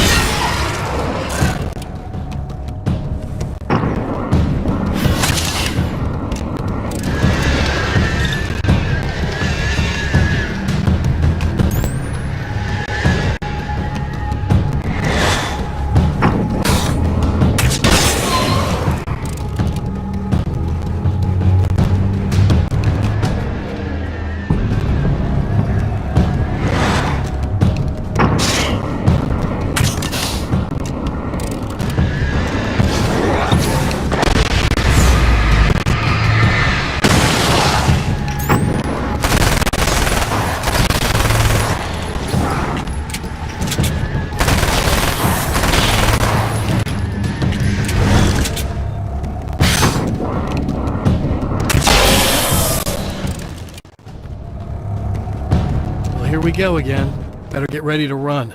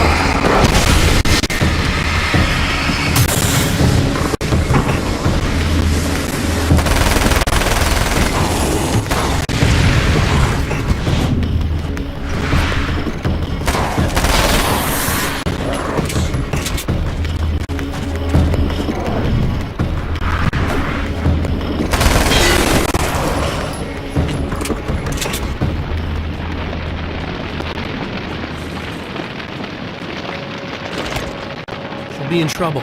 Better hurry.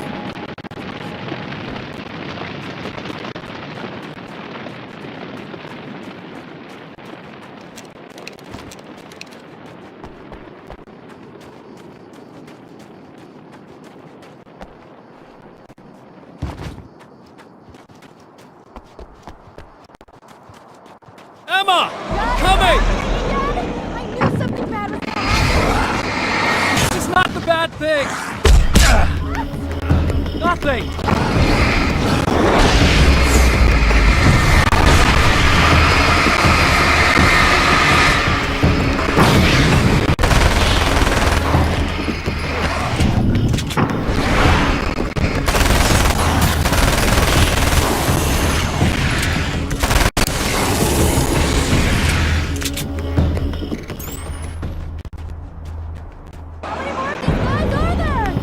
Just keep your head down!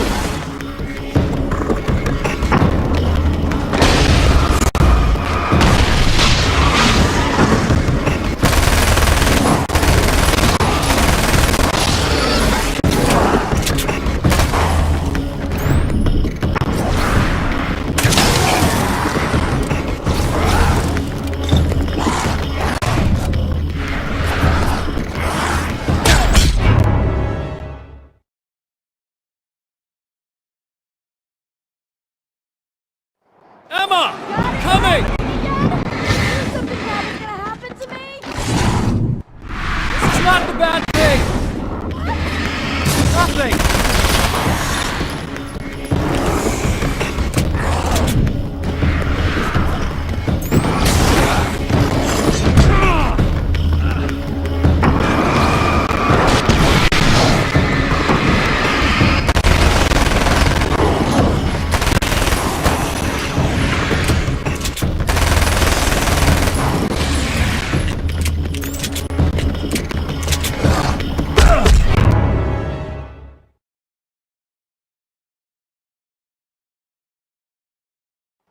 Emma! I'm coming! I knew something bad was gonna happen! This is not the bad thing! Nothing!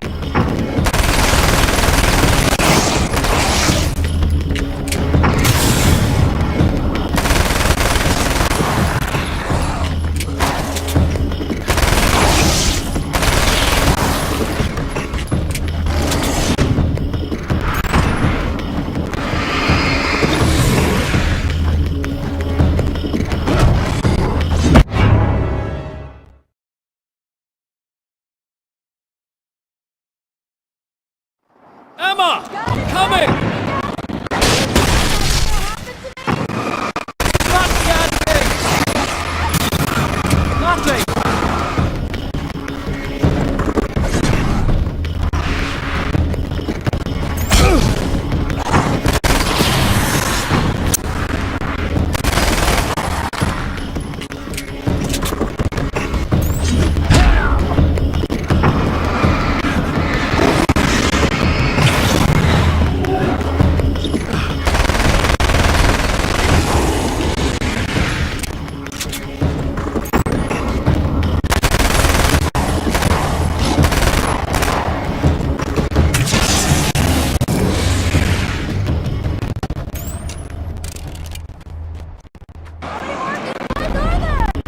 Just keep your head down!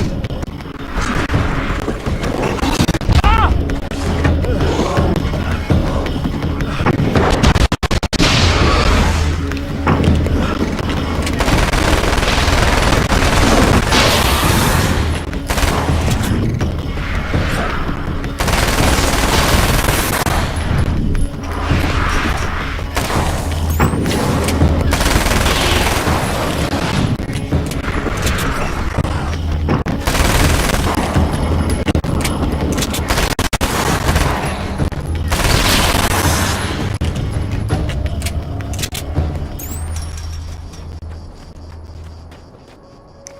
It's okay. It's safe now.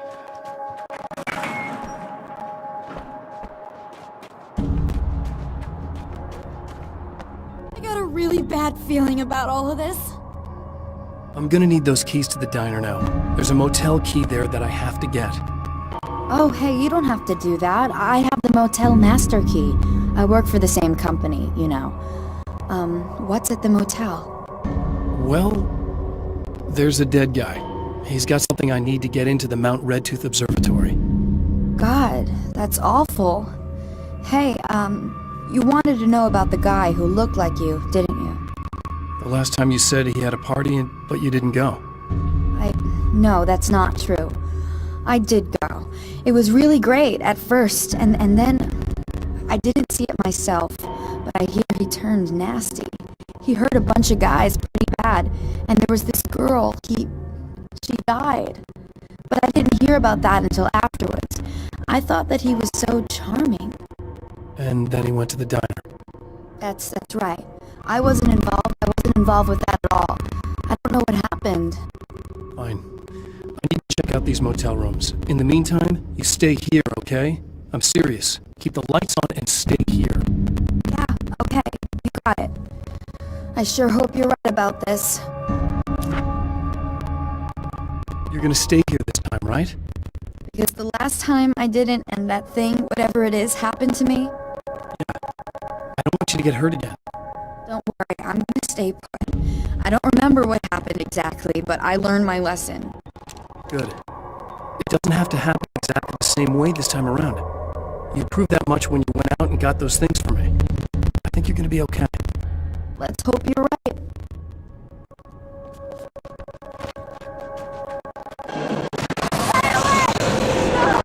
This wasn't supposed to happen again! The memory of her own fate haunts Emma Sloan and fills her with dread. This time, she does as she's told. It's not enough to save her.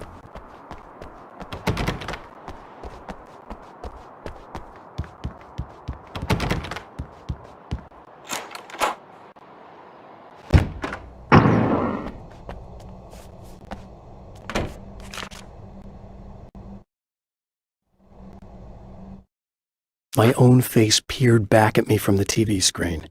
For a moment, I struggled with the sensation of déjà vu. How many times have I seen myself like this now? And then there was that easy grin that never seemed quite as quick or natural on my own lips, the dark, malicious twinkle in the eyes. And I knew who I was looking at. As he pulled back and revealed the room behind him, my throat went dry. There was nothing I could do but watch.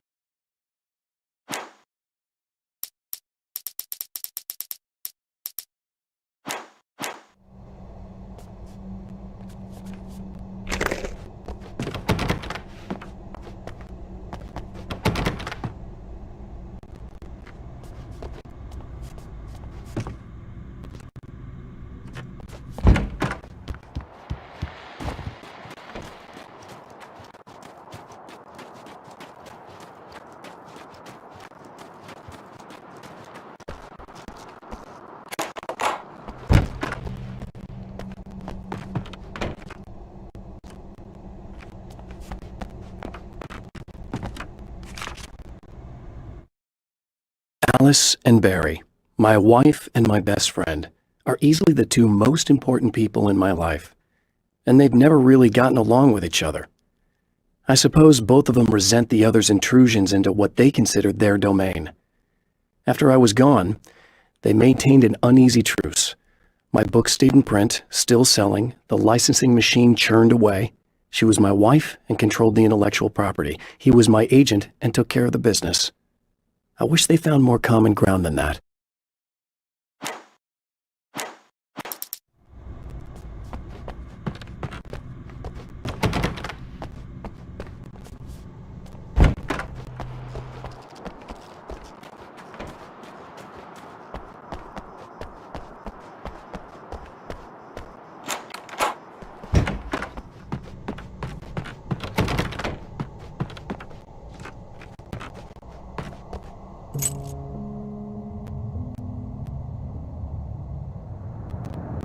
It's said that nobody knows what the future might bring, but for this man, it's no longer entirely true. A weaker man might simply give up, but the champion of light is an expert on destiny. Sometimes the puppet and puppeteer can be one and the same.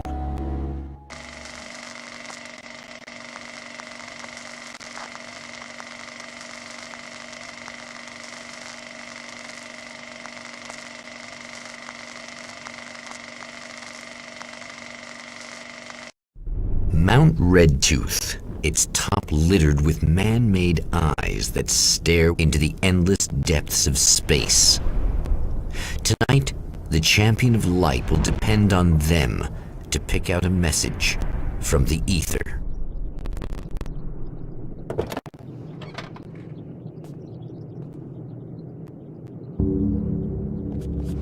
As history repeats itself, the man remembers the patterns. He knows that he needs the missing part for the telescope. I'd better find Dr. Meadows' car. That's where the camera should be.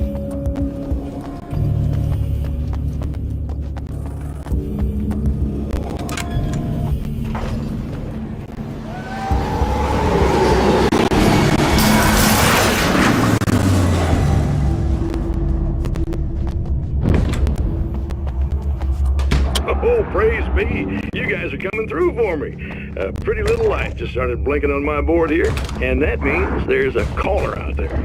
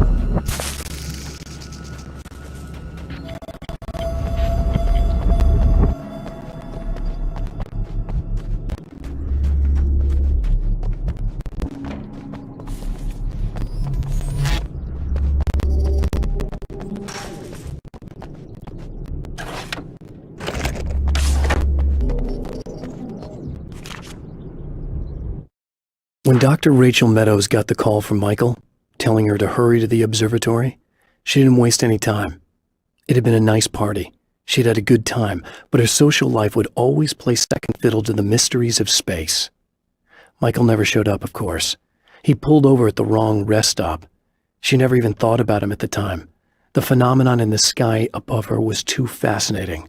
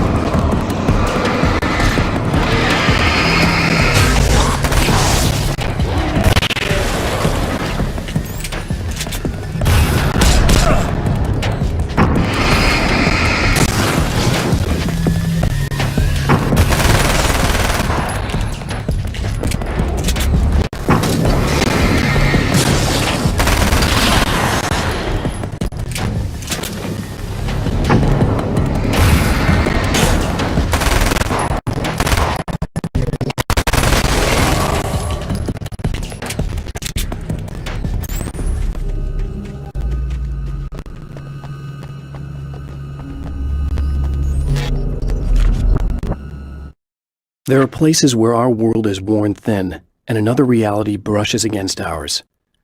One such site is Cauldron Lake near Bright Falls, Washington.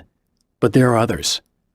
That other reality is dark, vast, and malleable, always in flux. In its depths dwell vast forces and alien energies. They're dangerous. But in one of these places, if you know how, you can channel the power of that place and use it to shape reality.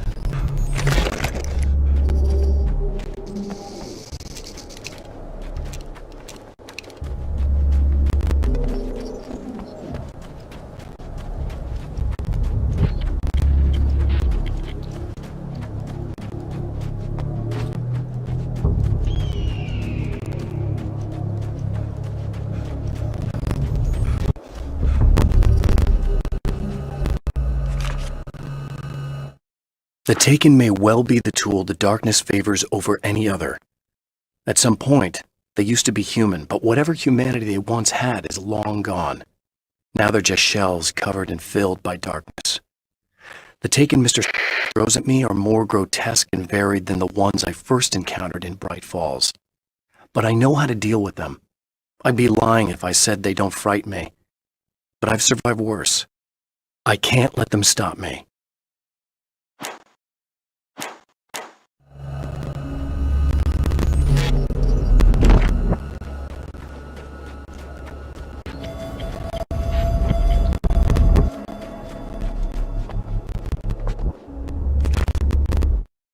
Stories come naturally to us. We can't help it. There are many different worlds, many competing realities within our heads, fueled by books, television, even barely remembered childhood tales. There's an endless supply of fictional concepts more familiar to us than anything or anyone real. We have a far greater connection to the fictional characters we know and love than the random people we pass on the street. Our destinies and inspirations are shaped by lies, myths, and fables.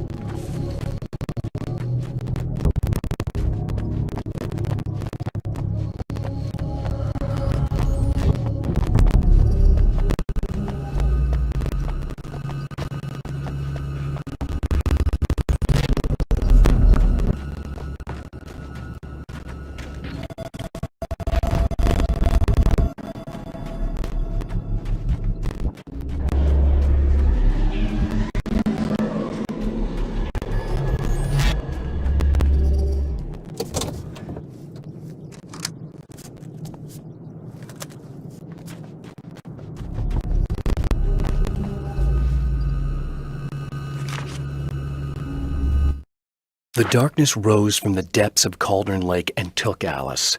It needed words. It needed me to write its way into our world. She was leverage, a hostage. I complied, but with a twist. I put in a loophole that gave me a chance to fight back. I was hunted by shadowy enemies, but I faced the darkness. I fought it with light. I drove it back. I saved Alice, but it came with a cost. I was trapped in the dark place below Cauldron Lake.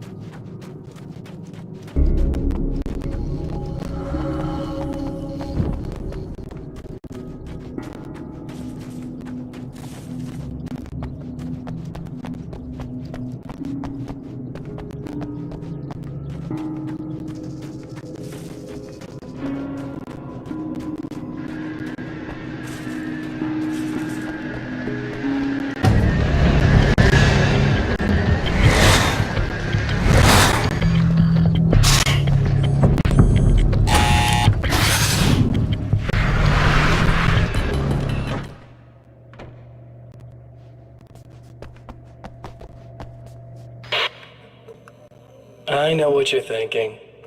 Evil twin, supernatural powers.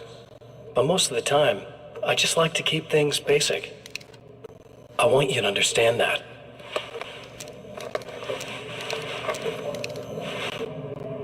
Like this. Need to get your hands dirty? No batteries, no moving parts, just physics. That's technology you can depend on. It's a classic. Speaking of classics, you need to be careful with this one, though. If the victim suddenly twists, you might end up cutting yourself. It's not really a workhorse, but I'm a sucker for this style. Now this is... Believe me, you really want that traction once you're wrist deep in somebody. The blade's stiff enough so it won't open by accident in your pocket, but it's still really easy to open with just one hand. Now that's a big thing for me. I know what you're thinking. It's too big, too heavy. But sometimes you just need the extra oomph. If you're talking intimidation, this is gonna do the job. Also great for dismemberings and whatnot. You know, the messy jobs. I can't tell you how many things I've MacGyvered with this stuff.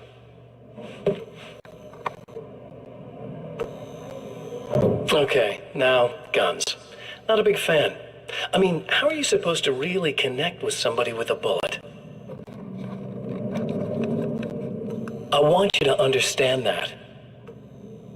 I take pride in what I do. We can't both be worthless hacks, can we?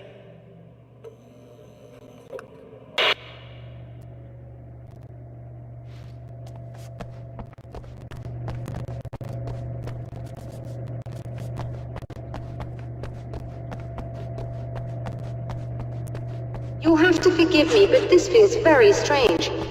It seems like this has all happened before. I have the replacement part for your telescope, Doctor. All right. Let's get it installed.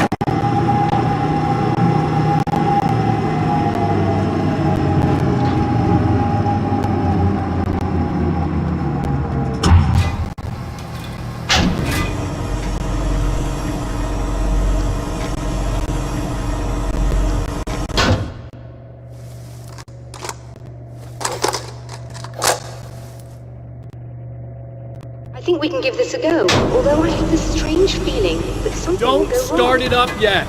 There's a problem with the coolant system. Yes, that's right. I remember.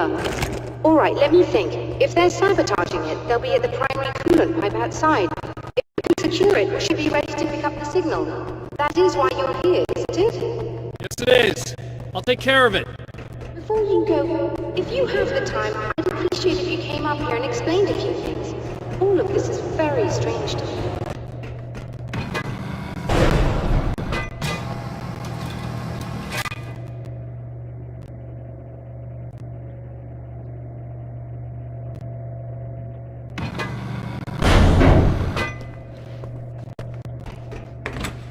Hello. I don't quite know what's going on, but I seem to remember having had this encounter before. It's not deja vu, Doctor. This has happened before. We're caught in a time loop. That's utterly insane. How could that be? I can't really explain it. I suppose I could call it magic. I don't believe in magic. Neither do I. But I can't argue with what I've experienced. Listen, what matters now is the signal. The last time we only caught a part of it. I need the rest of it. Whether you believe me or not, you want to look into this as much as I do, right? Yes. All right. I realize that you have trouble believing this. That's an understatement. I can't deny that what you say resonates with me on some level I don't pretend to understand. But for all I know, I'm simply delusional. But it's not just you. I've experienced the same thing as you. Doesn't that prove something, at least? Maybe. On the other hand, given your appearance, and the fact that you're trying to convince me that I'm not insane, perhaps you're merely a hallucination that accompanies my delusions. You're not having a psychotic episode, Doctor. For what it's worth, I'm a skeptic by nature. I completely understand your reluctance to believe me. There are people caught so deep in their psychosis that they retroactively manufacture memories and beliefs that conform to the situation at hand. Sure, but you have to stop second-guessing yourself at some point, if you want to get something done.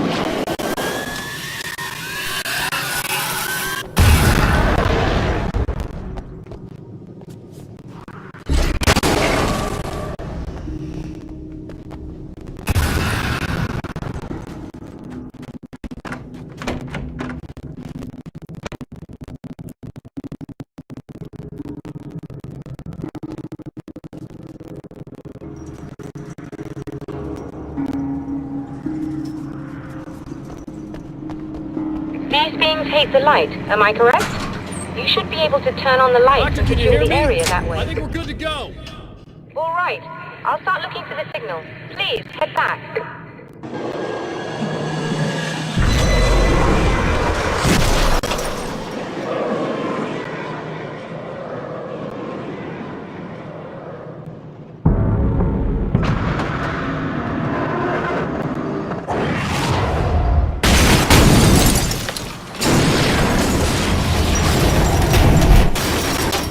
I guess they didn't like that.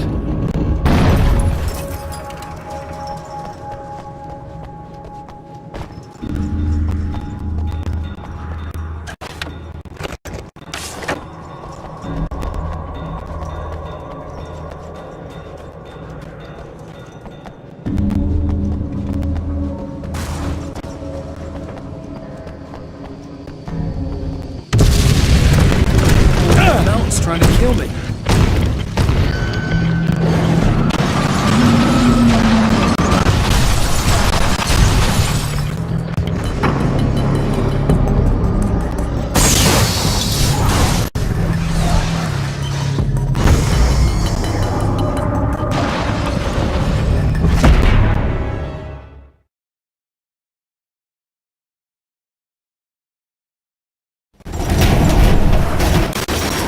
I guess they didn't like that.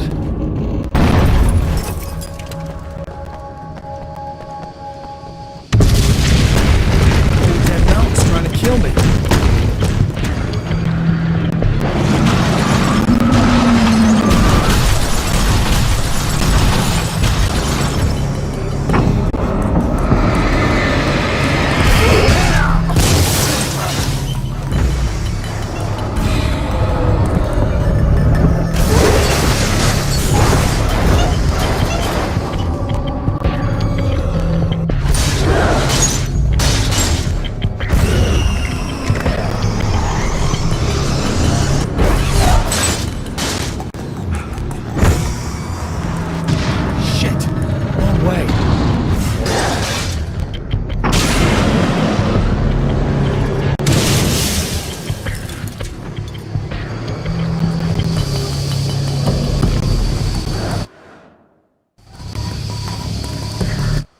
After my disappearance, they thought I was dead. I might as well have been. I know it's been 2 years. I know Alice has moved on. I've tried to find a way back to her, back to my life, but escaping the dark place is almost impossible. Time does strange things here, but dreams and radio signals can pierce the veil between the worlds. I catch glimpses and echoes of the world. Sometimes I send messages out. I can only pray that they hear them.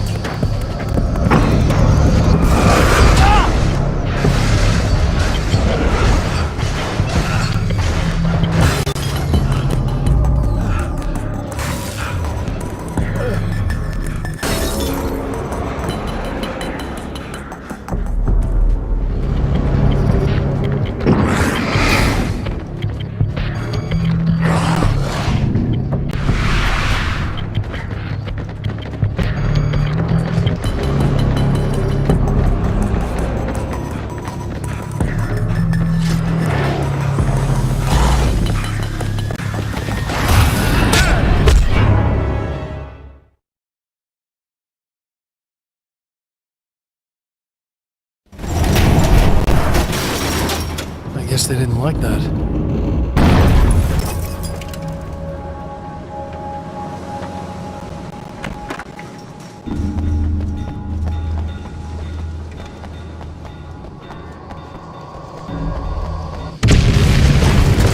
That mountain's trying to kill me.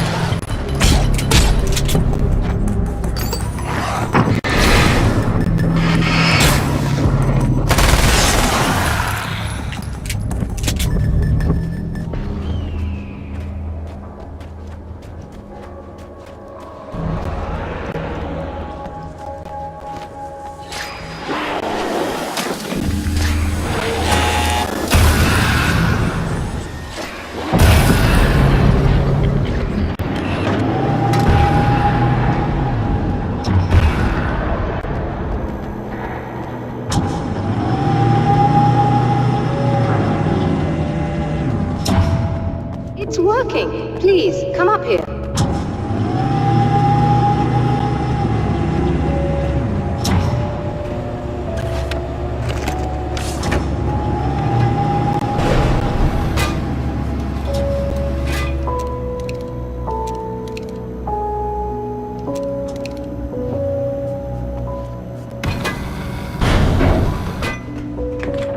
Find the signal?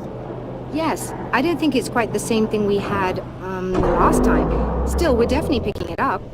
Are we getting the complete signal now? I'm afraid not. Take a look at it yourself. I'm printing out a hard copy now. I'd like to ask you a question or two before that, though. If you don't mind. What's on your mind, Doctor? Most people would find these events extremely disturbing, provided that they survive these creatures, that is. You seem to be quite adept at dealing with the situation. Why is that? Yes, I was involved in... It's a complex story. I was in this small town, and a horrible thing from another dimension kidnapped my wife and manipulated me into writing this horror story that came true. I learned to fight it with light, and I managed to contain it and free my wife. But I was trapped in its world. Are you serious? Absolutely. So, I'm used to reality working in strange or even impossible ways. And I fought these things, not exactly like this, but close enough for a good while now. Of course, I have certain advantages. Was there anything else? What did you mean when you said you have advantages? At the risk of sounding like a lunatic, reality is much more fluid than people think. It can be influenced. I didn't take you for a mystic. I'm not. I'm a writer. And under certain conditions, I can, for lack of a better word, rewrite reality. Change things. That's absurd. But it works.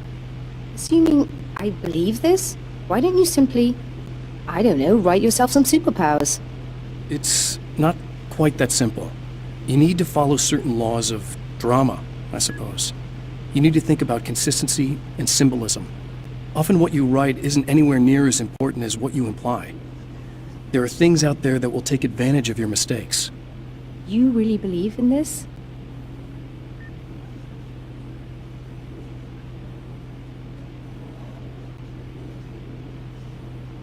Don't look at me like that. You've experienced some of this yourself.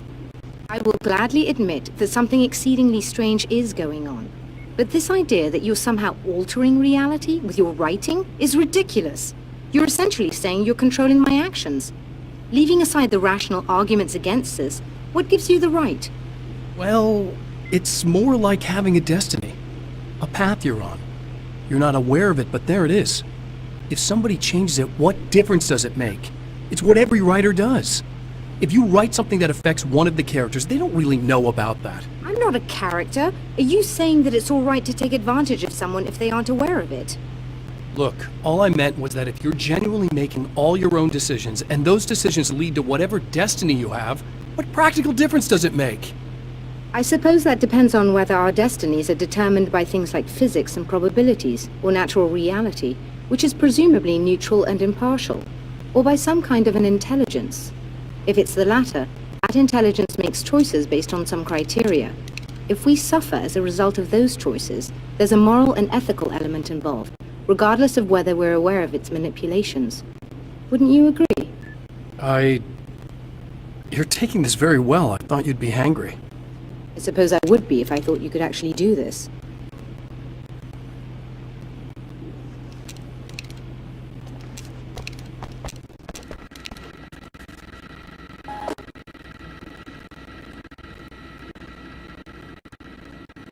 Another printout. Another signal fragment. The message is still not complete, but it's another piece of the weapon he has built against his adversary. Mere words on a piece of paper, but in the right hands, they will hold back the darkness.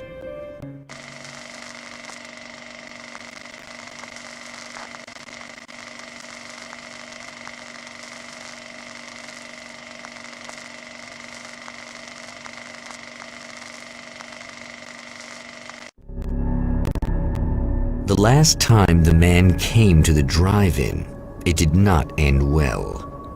He hopes to avoid that fate this time. He hopes that what he has brought with him to this place is enough.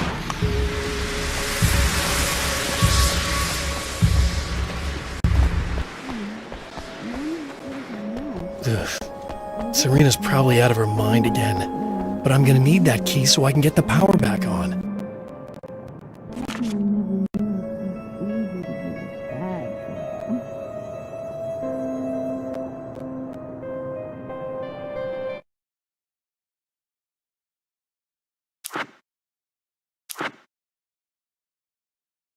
At the oil derrick, the wheel had been jammed in place and turned until the oil gurgled and flowed thick and flammable. The warning lights were blinking in a fast rhythm, bright and steady, powered by the battery. The Kasabian CD was playing in the boombox, all distorted guitars and intense beat. High above, some piece of orbital junk or another collided with the satellite, knocking it radically off course. Trailing debris, it screamed down from the skies at an impossibly steep angle. All that high-tech engineering reduced to nothing more than a bullet that would destroy whatever it hit.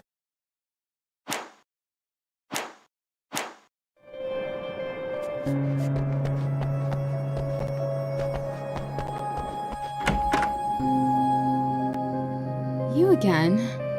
I'm really just here to get the keys so I can get the power back on. Do you want to hold me down? It's okay. I know you like that. Yeah, I'll just grab the keys. I could be like your wife, little wifey, waiting at home for hubby. Or you could be the mailman, or the neighbor. I'm already married to someone who isn't crazy, thanks. I'm just gonna go and get the power back on. Aww. Look, I may or may not be back. I have the access code to the booth already, so once the power is on... You should totally come see me. We could have fun. You know. We'll see how it goes. You should sit down or something. Try to stay calm. I don't want to be calm. I want to be nasty. I want to be nasty with you.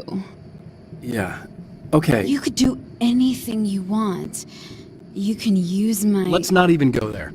I was hoping that you'd remember more, but I guess that was too much to ask.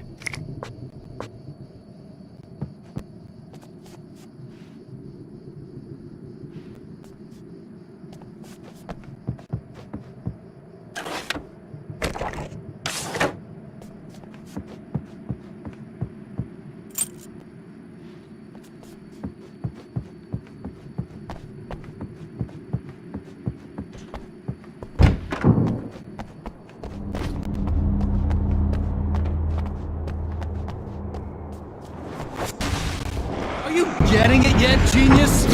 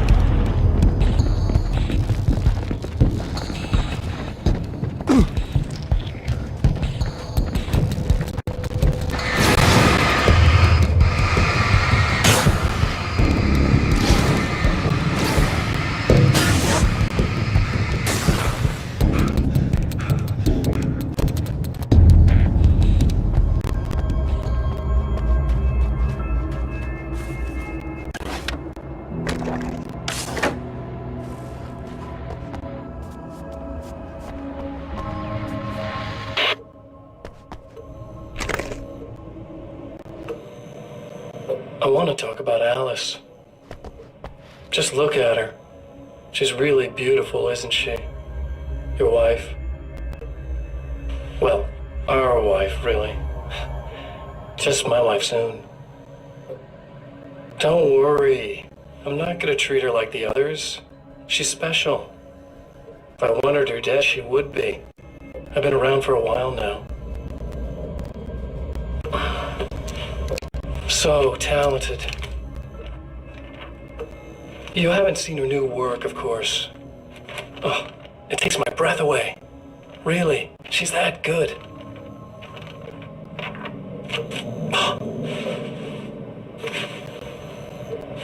Did you know that I've got a wedding ring, too? We're that similar. She's seen me a couple times now. I've let her catch glimpses. She thinks she's imagining things, of course. She thinks you're dead. It might as well be. I mean, even if you manage to keep surviving, you'll be in my trap forever. So I'll go to her. It'll be an amazing moment. Oh my God, you're alive. I'll be the good, loving husband for as long as I can stand it. She'll love it. And then, one day...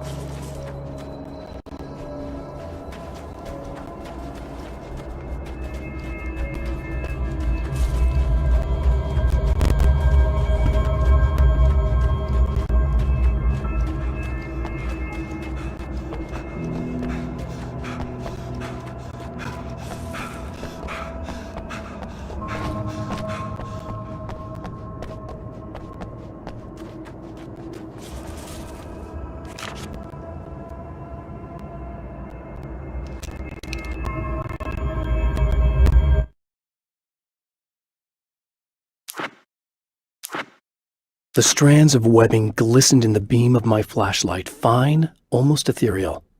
They were fresh and right in my path. I held my breath and waited, ears straining. Nothing. I moved on, concentrating on the task at hand. Just get what I was looking for, then leave. That's all I keep telling myself. For a moment, I actually thought it might be as simple as that. Then, I heard too many legs skittering across the ground.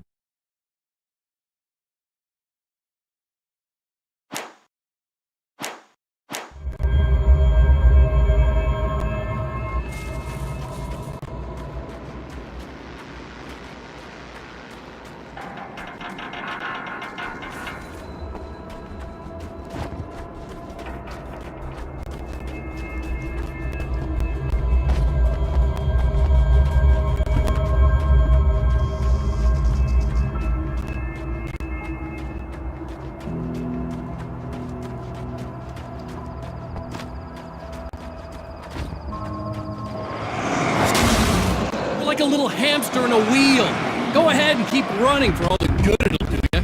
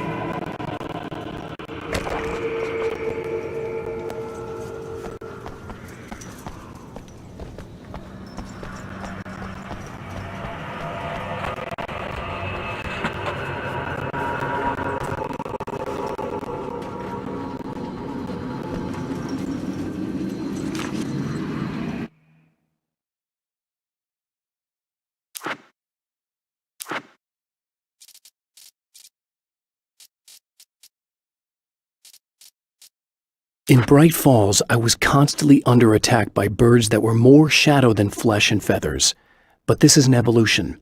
Some of the Taken were actually capable of turning into a flock of birds to escape my attacks and turning back into human form to make surprise attacks.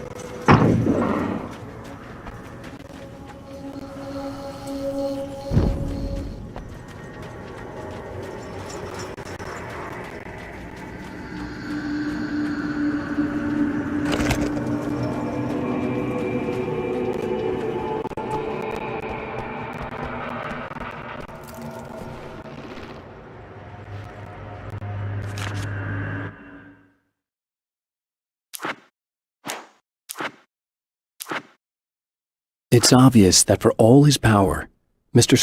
is an agent of another greater being. The dark place he came from is full of terrible alien intelligences, dark presences, and none of them should be let loose in our world. He serves one of them. He'll open the way for them if I don't stop him. But he'll do more. He'll take over my life. He already has my face. He already uses my name. He'll become Alan Wake in every way imaginable and corrupt everything. Unless I can stop him.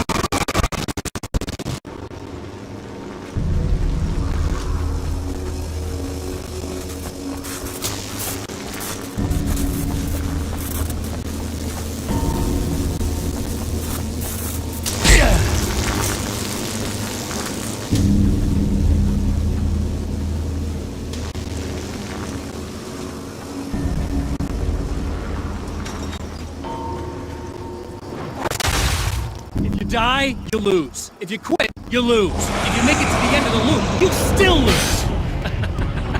Sucker.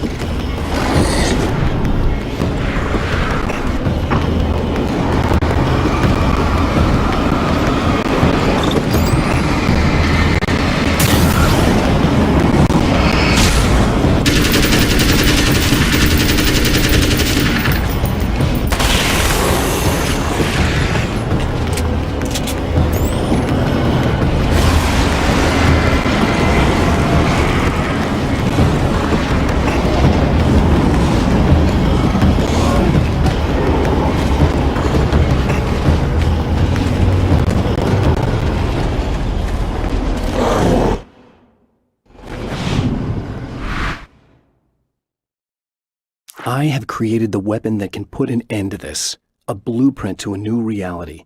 All I have to do is survive long enough to use it. My arrival from the dark place will be painful and difficult. These pages may be lost. But one way or another, I'll send the parts I really need to myself. If I make it outside, I have a chance. Mr. is more powerful than I am, but he can't change the rules in the middle of the game. He's not a creator. I am.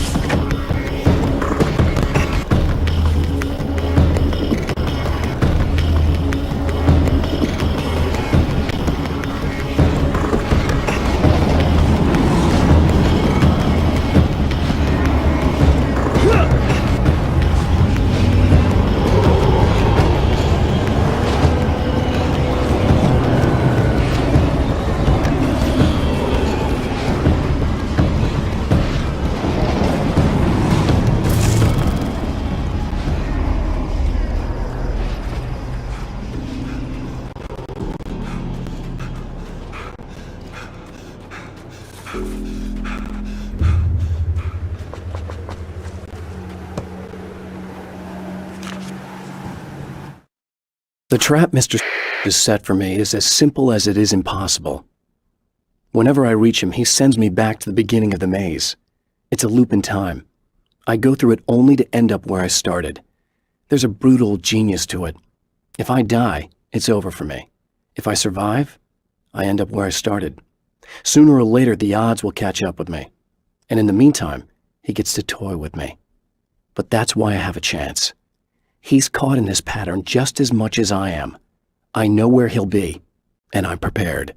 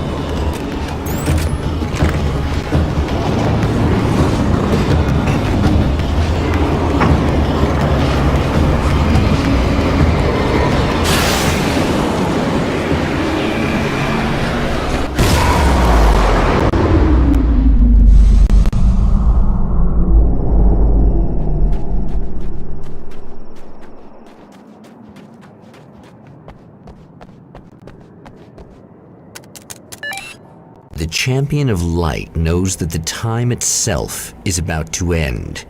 At least for him. He can feel the dead end rushing towards him. But there is time to act. Incomplete or not, he has the weapon. I don't have the whole thing, but maybe it's enough.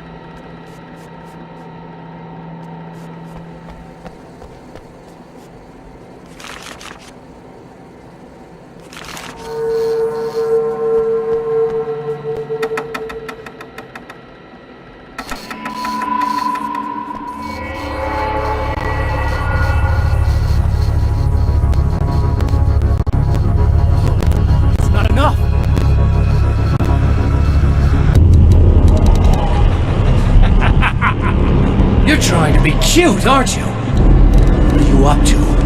It's a waste of time, buddy. You should just lie down and die. Let me take over. This is the only thing you've got coming to you. From here to eternity. No matter how many times you come back.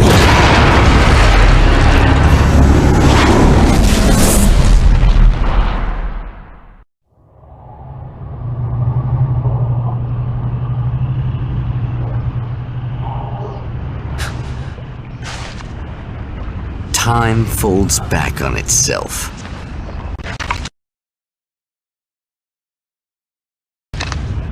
Again, his senses scream as the very impossibility of what is happening assaults them. But the champion of light endures.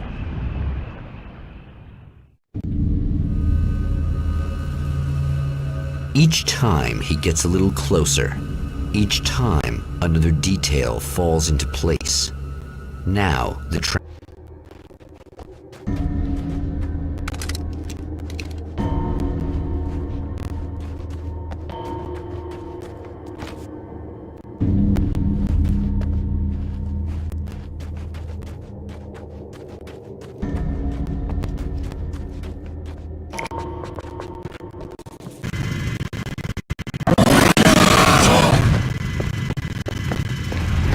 Shit!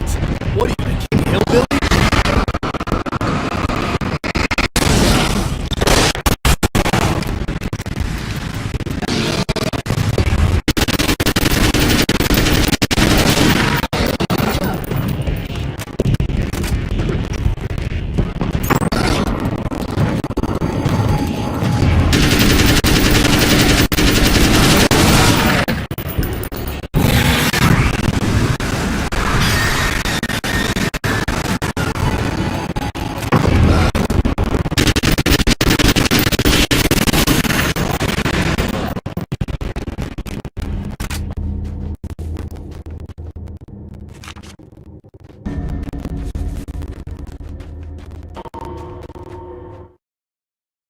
Thor and Odin Anderson, old gods of Asgard.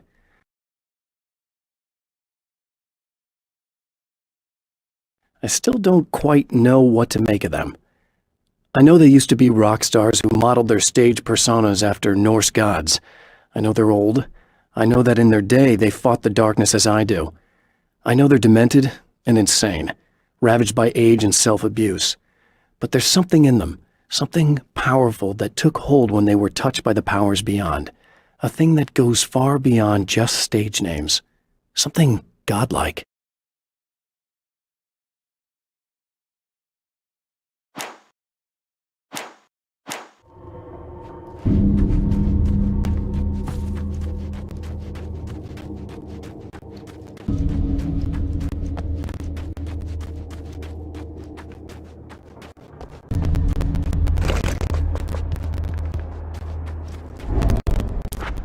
Right on cue, bubbling to the surface from untold depths, the horrors come.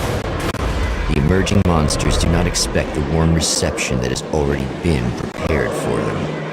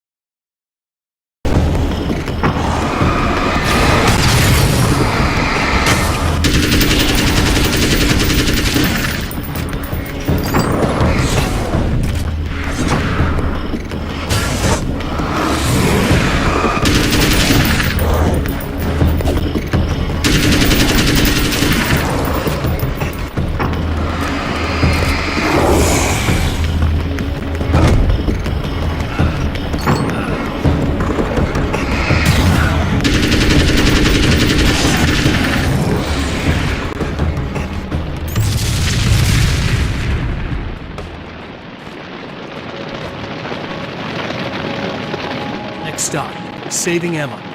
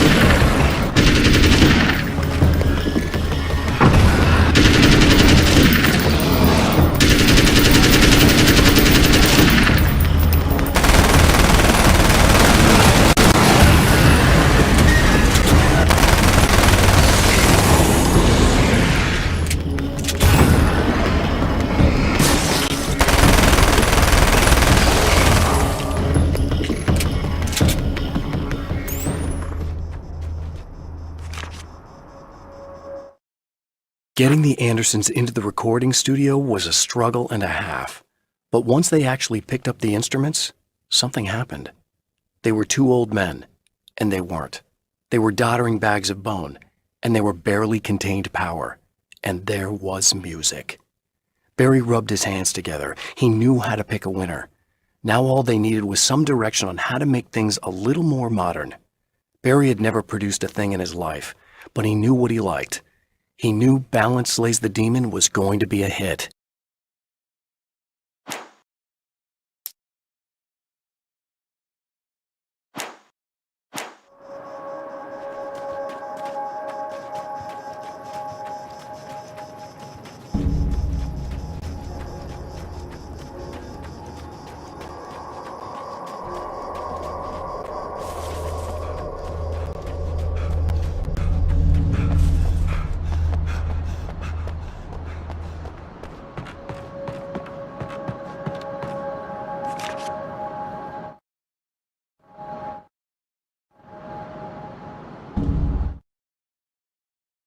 With all the herbs, crystals, and the rest of her New Age paraphernalia, Emma Sloan had been called a hippie and a freak and worse.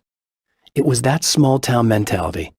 She was a female mechanic, and even in 2011 there were always going to be backward shit-kickers who thought that was a hoot. She didn't mind. She could deal. She could take any engine apart, even the new ones with all the computers in them. Turned out that these boys were awful polite while waiting for her to put them back together.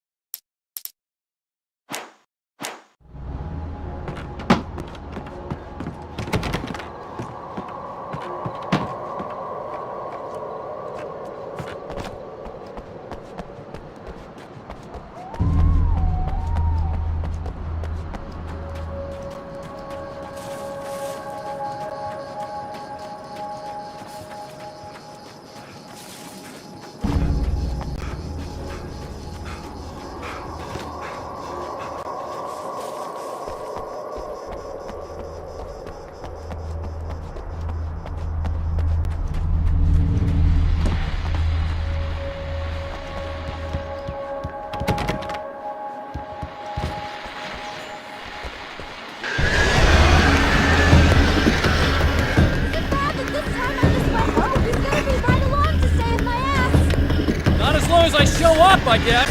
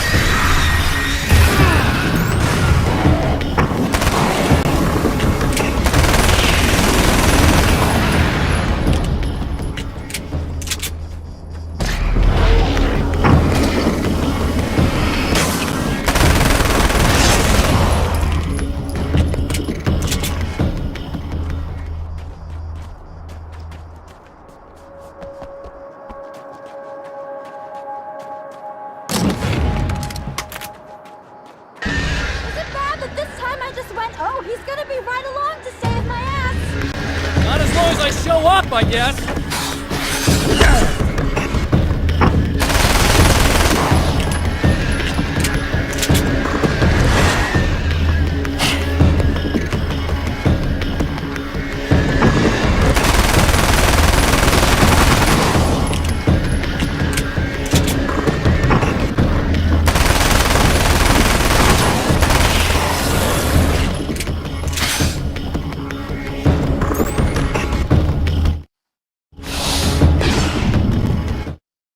Emma wasn't sure exactly when the man arrived at the motel, but from what she could tell, the party started almost immediately.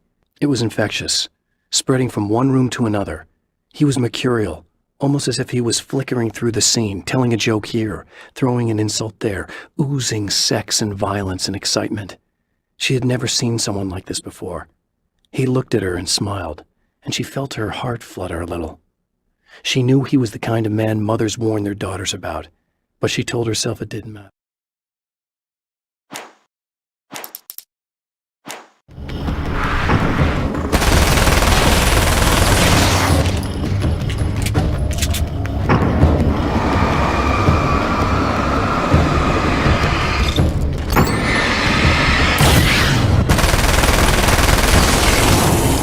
Cleared out.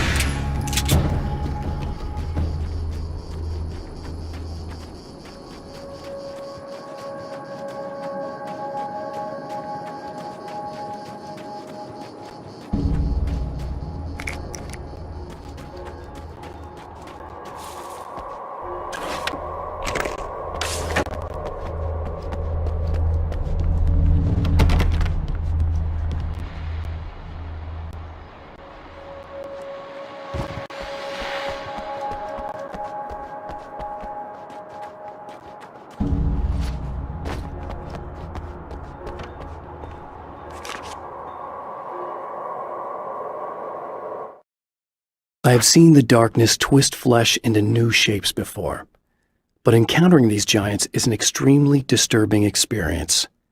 It's as if the genre has been switched on me. There's something out of Pulp Fiction. Twice as tall as normal men and stronger than forklifts, their lumbering gait and slow-witted demeanor brings to mind some kind of mean-spirited caricature of a feeble-minded hillbilly.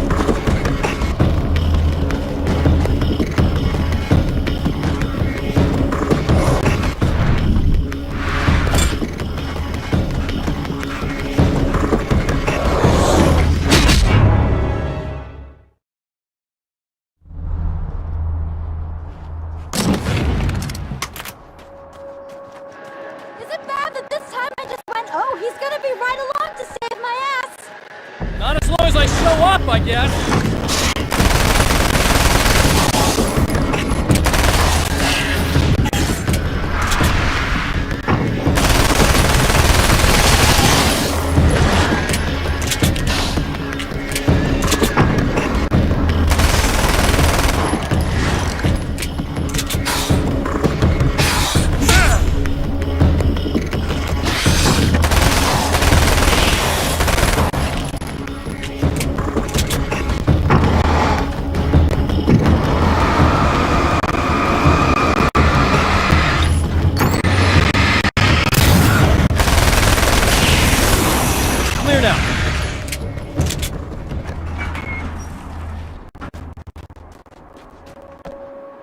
Yeah, thanks for saving me again. I'd hate to die before I'm scheduled to be murdered. I guess I have you to thank for setting everything up at the oil derrick. Yeah, well, I figured that if we were going to go over this again, we might as well try to be smart about it, huh? I appreciate it. You took a big chance doing that. You okay? What do you think? I've died twice. I remember everything pretty clearly now. You said I was gonna be okay. I don't know what happened. Well, it's not your fault. I think one of those, what did you call them? The takers? I think they did something to the power and they got me that way. I'm sorry. But I got the keys from the dead guy in that room. And I'm not handing them over until you do something about this. I'm sick of getting killed. Fair enough. You seem calmer now. I tried freaking out. It didn't do much good for me. I guess you get used to the craziest stuff. Good for you. Plus I figured I'd take the edge off, you know? Mm-hmm. Those herbal supplements are pretty good, huh? Oh yeah. I wanted to try to explain things to you now since you're calmer, but maybe this isn't the best time after all. Oh shit, yeah. Better not get all metaphysical on me now. Seriously, I'm like 2 sentences away from thinking how we could all be like atoms on God's skin or something. Or figments of somebody's imagination? Wow. I'm just gonna try to chill out and not think about that or getting murdered or anything, if you're cool with that. Gotcha.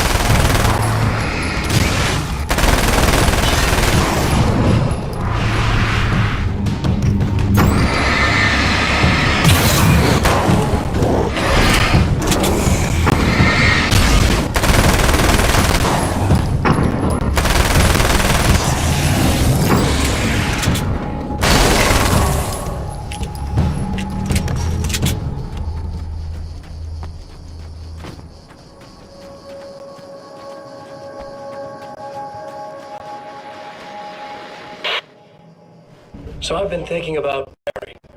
I don't know what to do about him yet. I mean, I'm not going to keep him around.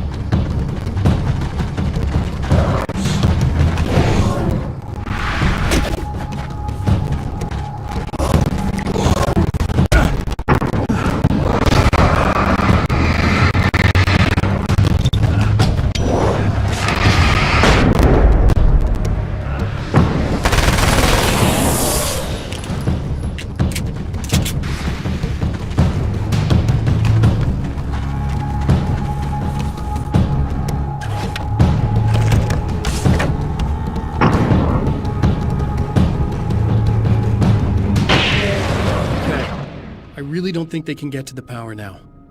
Thank you. That's a relief. Here's the keys that you needed. Thank you. Hey, I have to tell you, at the diner, I went there with him. The guy who looks like you, okay? I know I said that I didn't. Yeah, I figured. Want to talk about what happened at the diner? There was this guy from the observatory, and he just attacked the poor dude, smashed his face into the tabletop a bunch of times. It was horrible.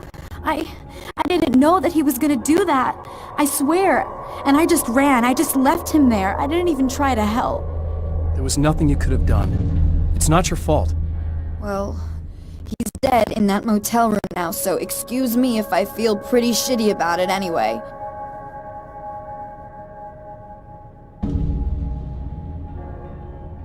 You shouldn't blame yourself. I just didn't want to get involved. I have this tendency to just drop everything and run. I don't think I'm a bad person, but I didn't even call the cops. I'm such a coward. If you'd called the cops, we'd have dead cops. He's not human. Do you understand? It's not your fault. But I could have tried to stop him. Believe me, if you had, you'd be dead. You seem to be doing a little better now. Yeah, I guess it just got easier once I got this thing off my chest. I just feel so guilty about it, especially because I didn't pick up on any of the warning signs. I just really liked hanging out with him, you know? He was smart and charming and funny and hot. The way you could be, I guess. I guess. What's the deal with this guy anyway? He looks like you, he uses your name. Why does he do this stuff? I'm not sure myself. Maybe he's just evil or my dark half.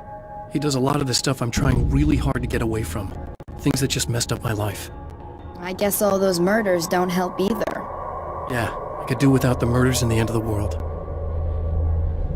Listen, I need to get going. Yeah, go. I think I'm good now. I hope. Good luck. If it all goes well, maybe this is the last time we meet like this. God, wouldn't that be great? Just keep those lights on, okay?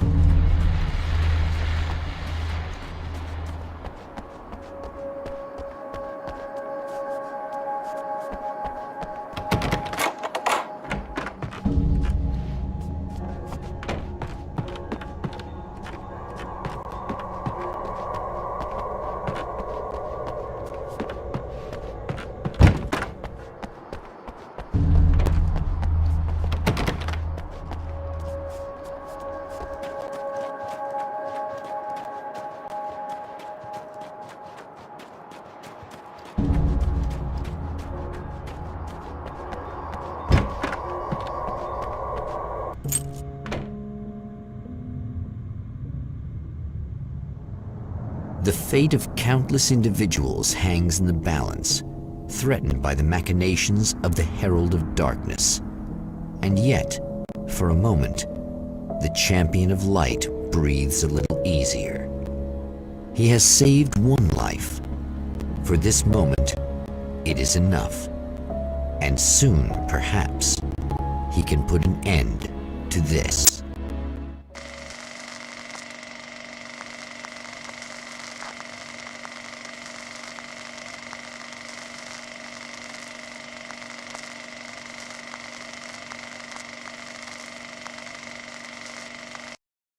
Returning to the observatory for what he hopes is the final time, the man feels anticipation and dread in equal measure. Soon, he knows he will have what he needs.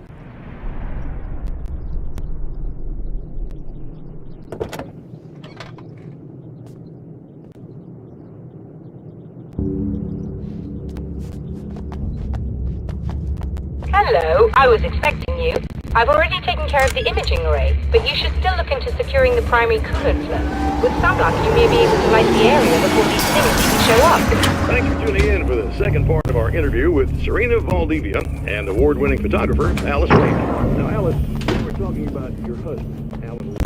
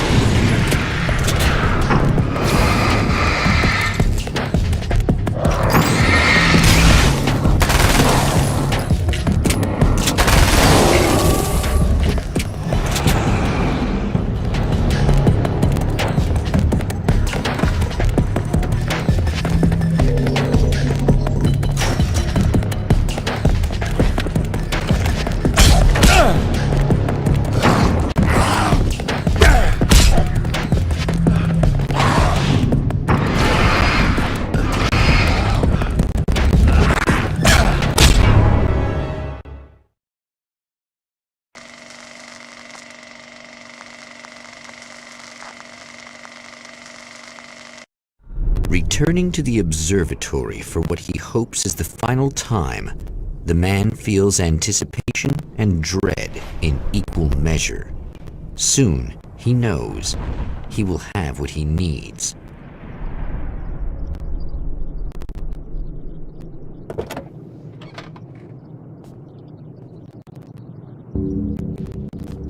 Hello, I was expecting you. I've already taken care of the imaging array, but you should still look into securing the primary coolant flow. With some luck, you may be able to light the area before these things even show up.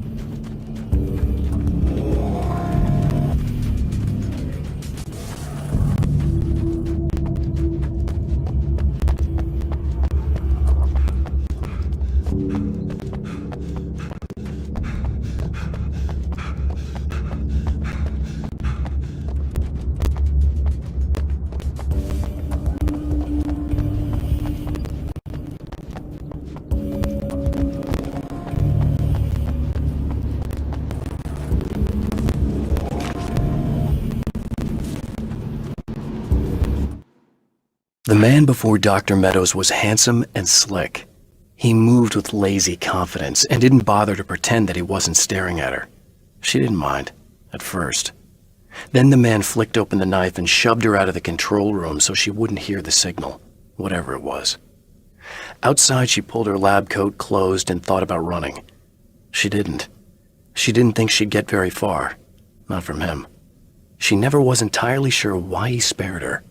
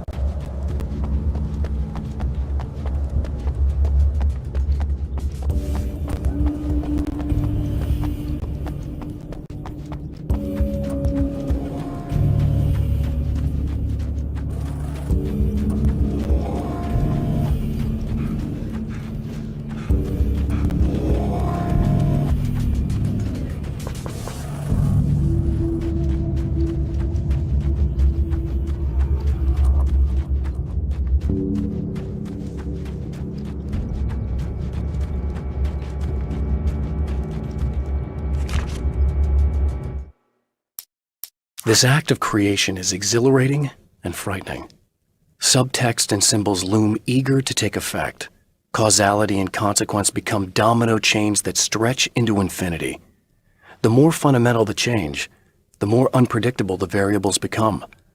Reality is too complex to control completely. Ordinary questions become meaningless. Who created who? What is really real? Everything is as real as everything else. You learn to let go of the things you can't control and go with the flow, or go insane.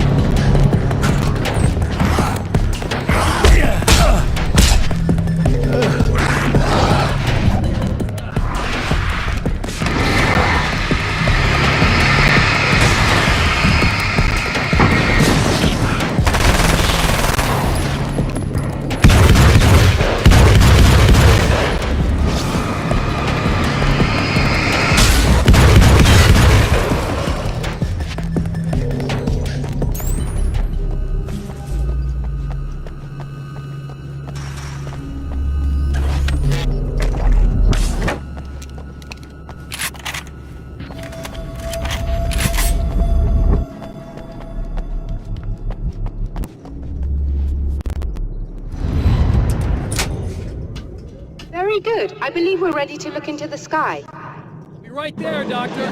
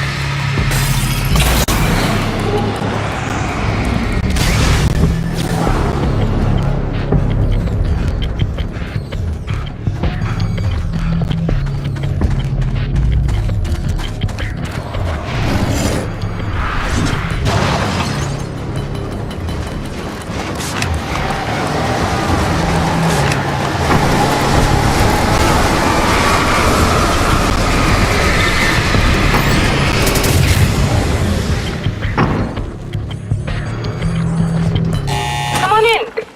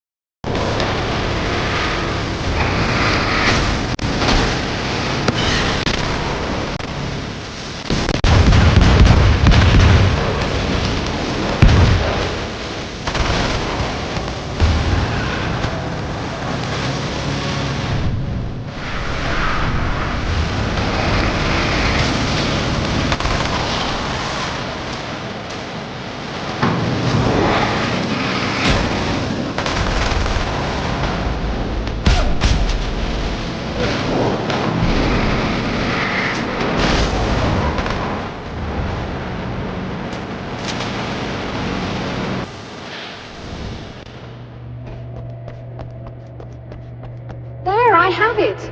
But I wish these things would stop blatantly violating the laws of physics in my observatory. That's just rude. Are you alright? I'll live. I'm glad. I'll send the lift down to you.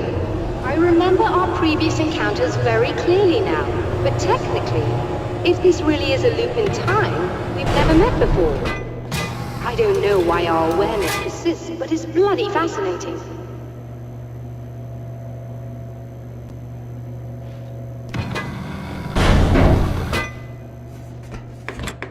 Doctor? You know, I know physicists who would give 15 years of their lives for a chance to experience something like this. I'd imagine that being stalked by horrible axe murderers would curb their enthusiasm a little. Clearly you've never met hardcore physicists. I'm glad you're in such good spirits, but... The signal! Yes, it's completed. Finally.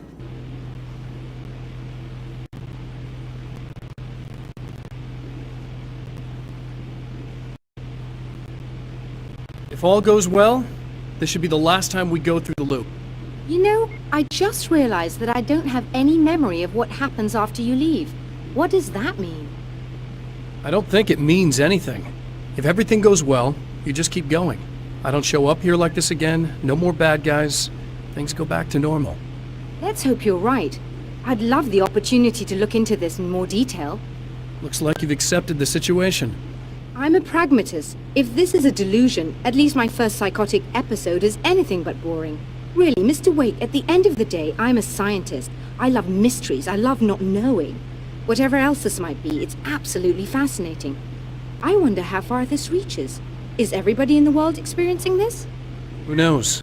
I think reality's probably pretty fragile right now. Doctor, I can see you're very enthusiastic about this. I'd appreciate a bit of discretion. Are you suggesting that we should suppress this? No. You can do what you like, but I want you to leave me out of it. But surely, with the things you know, the things you've experienced, you can replicate any of these results. We could— Let me be blunt.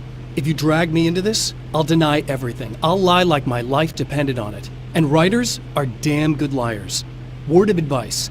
This is things man was not meant to know territory. You get into this, chances are you'll open up a door into a world of hurt. Believe me, I know. I see.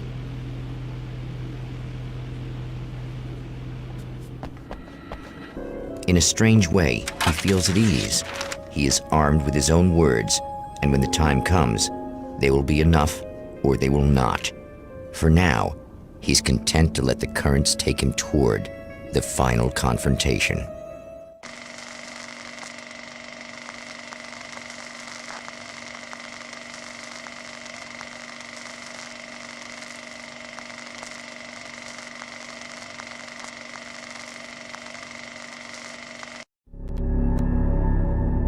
Once more, we return to the drive-in.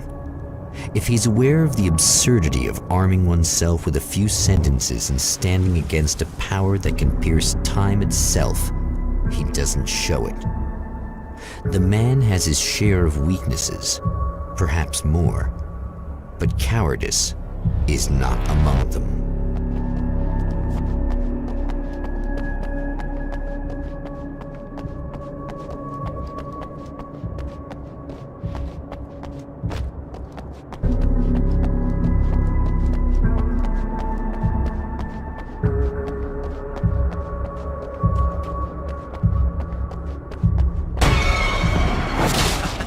Oh, you got yourself a little plan, do you?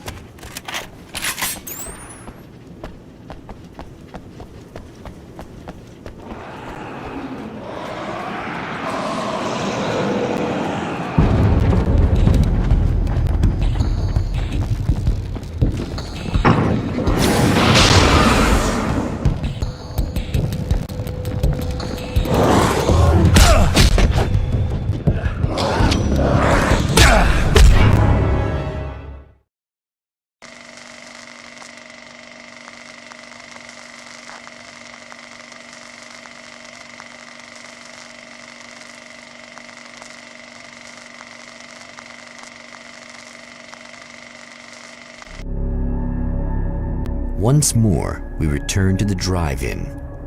If he's aware of the absurdity of arming oneself with a few sentences and standing against a power that can pierce time itself, he doesn't show it.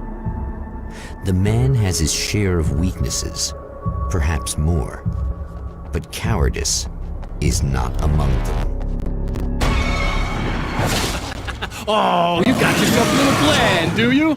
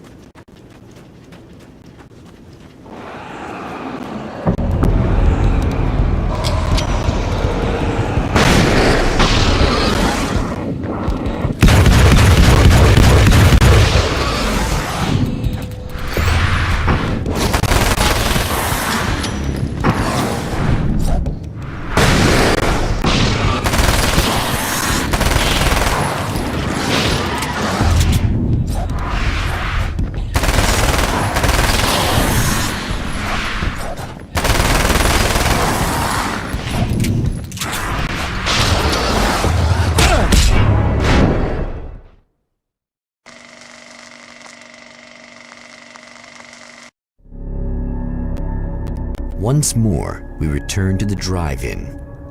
If he's aware of the absurdity of arming oneself with a few sentences and standing against a power that can pierce time itself, he doesn't show it. The man has his share of weaknesses, perhaps more, but cowardice is not among them. Oh, you got yourself a little plan, do you?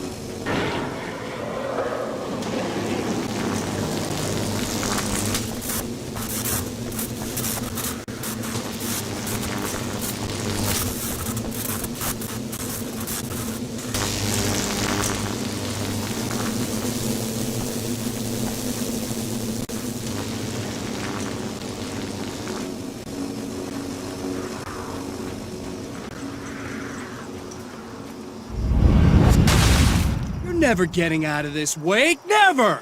Don't worry, I'll take care of your wife and your life! I'm starting to sound a little desperate.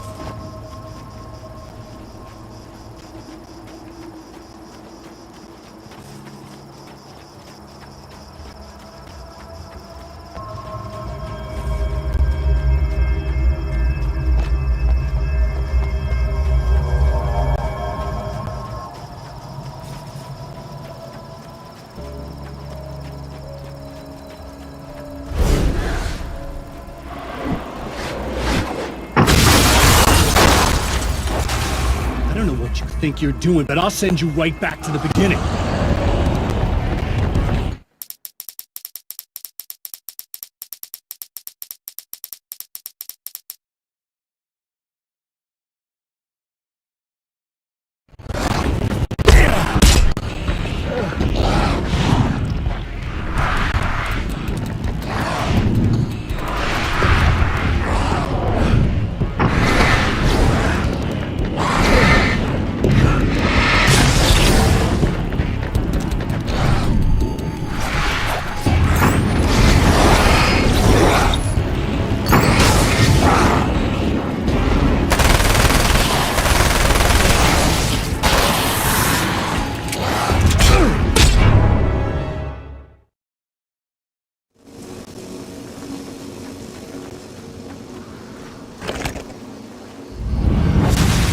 Never getting out of this wake, never!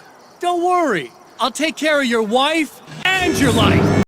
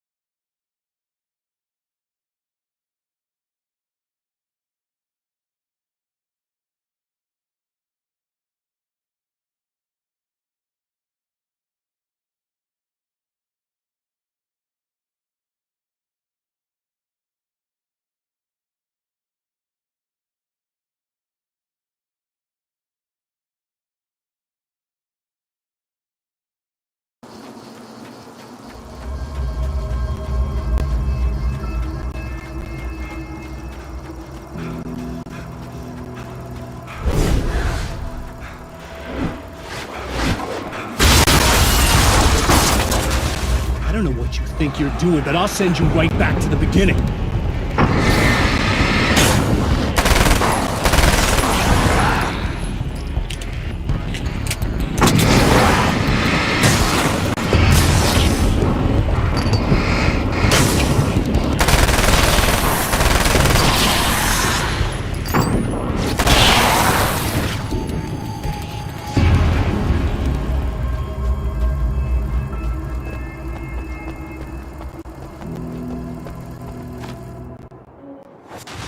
What?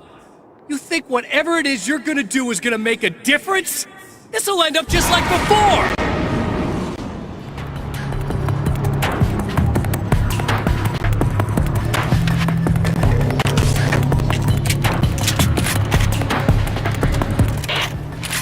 I've been around for a while now, you know? There's more to fighting the Taken than just burning away the darkness that protects them. When I'm fighting for my life, I find myself slipping into a state of intense concentration that makes the beam of my flashlight seem more powerful and focused. I used to think it was just my imagination, something brought on by the adrenaline and fear of death, but now I'm not so sure. I've been touched by powers that I can't begin to truly comprehend, and they've left a mark. I'm starting to think this might be a part of it.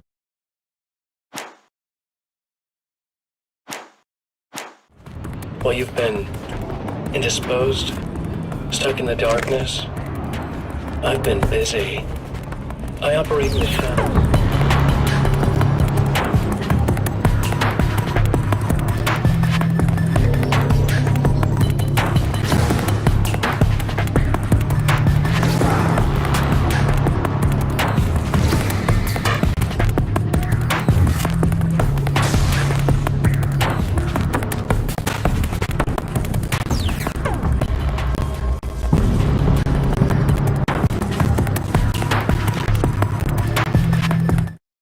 The car seemed to sail through the crisp mountain air in slow motion, spinning around one axis almost lazily.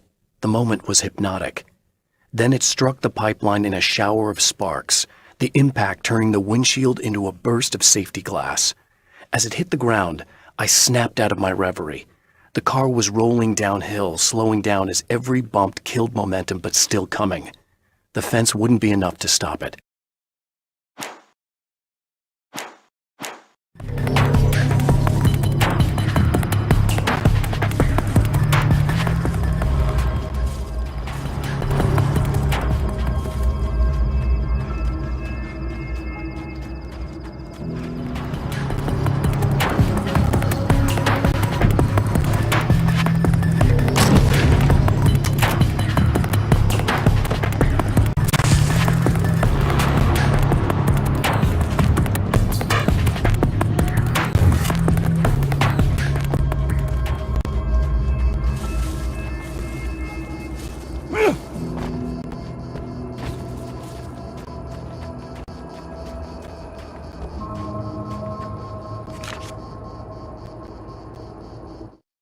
I held the film canister in my hands. I saw her name written across it in big letters, followed by the title. It was a time capsule, moments snatched from times gone by, from a past that I hoped could also be our future. It was my salvation, our chance to be together. A tin can with a bit of magic in it that she didn't even know about, something I could put to good use. There were only moments left before I had to face him.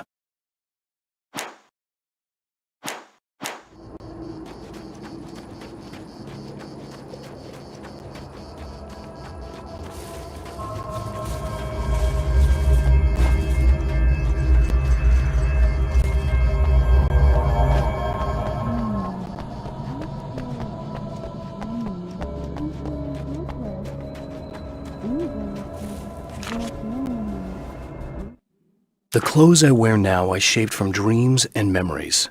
It's an old outfit originally from the 90s. The last time I wore it was when I was still writing and Alice and I took a vacation in the desert before our troubles began. The night before, we'd been at a party, and I had dressed to the nines. On that lazy day, I put on these old clothes, worn and comfortable. Alice made a joke about grunge. I felt a little embarrassed, but I stuck with them. We were very happy. I'm sheathed in good memories to remind myself of what is at stake.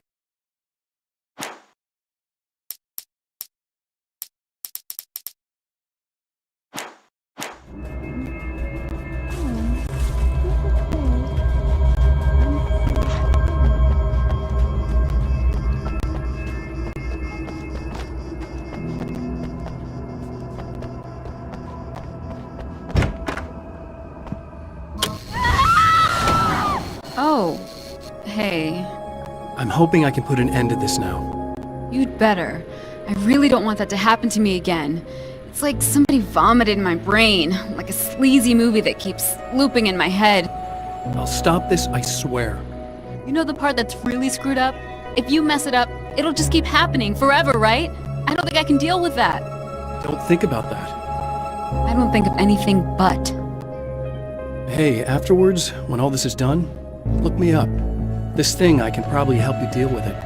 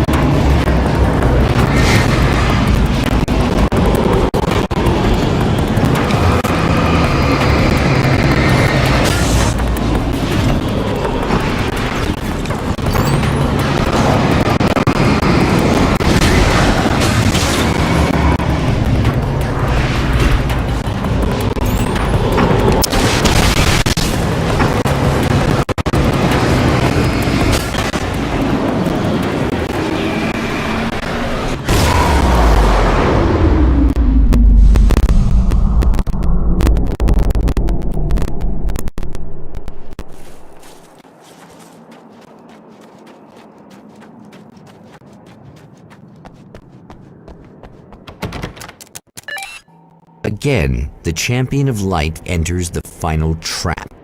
The new reality is almost here. All he needs to do is change the details of the scene, push it past the breaking point, and the rest will snap into place.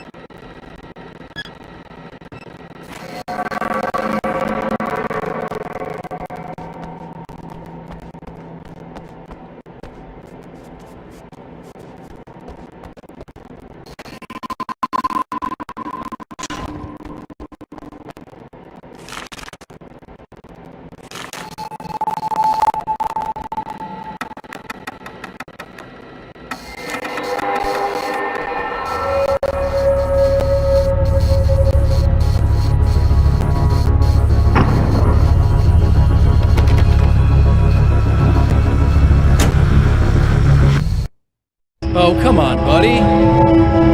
Why don't you... What? What is this?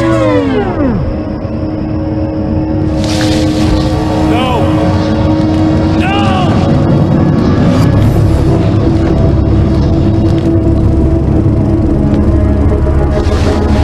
You can't do this! All I did was take the things you always wanted and never had the balls to go for. It's my turn now! It's my life! It's my life!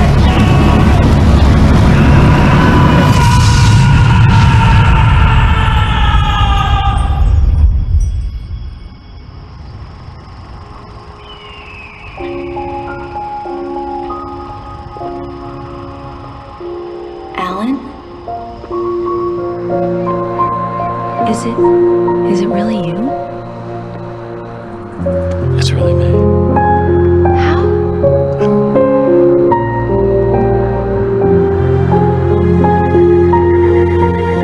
I love you. I love you.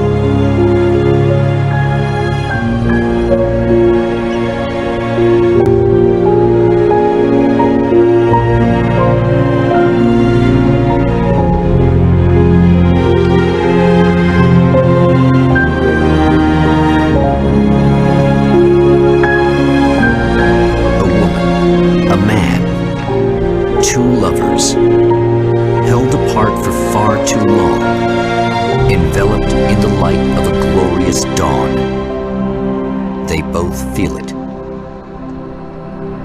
He's home at last. Are these actual events, or merely a dream? A memory, or a glimpse of what is to come? One thing is certain.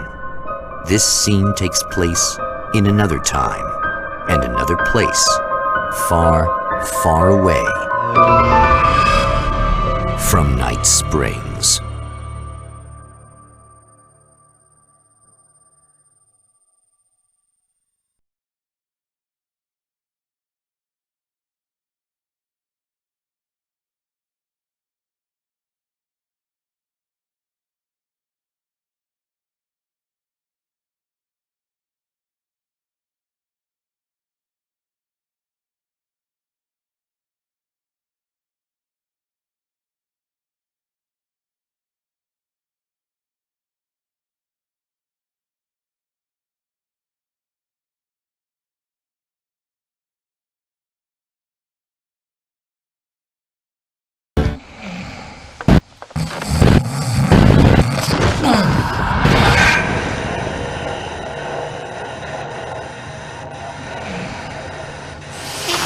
No?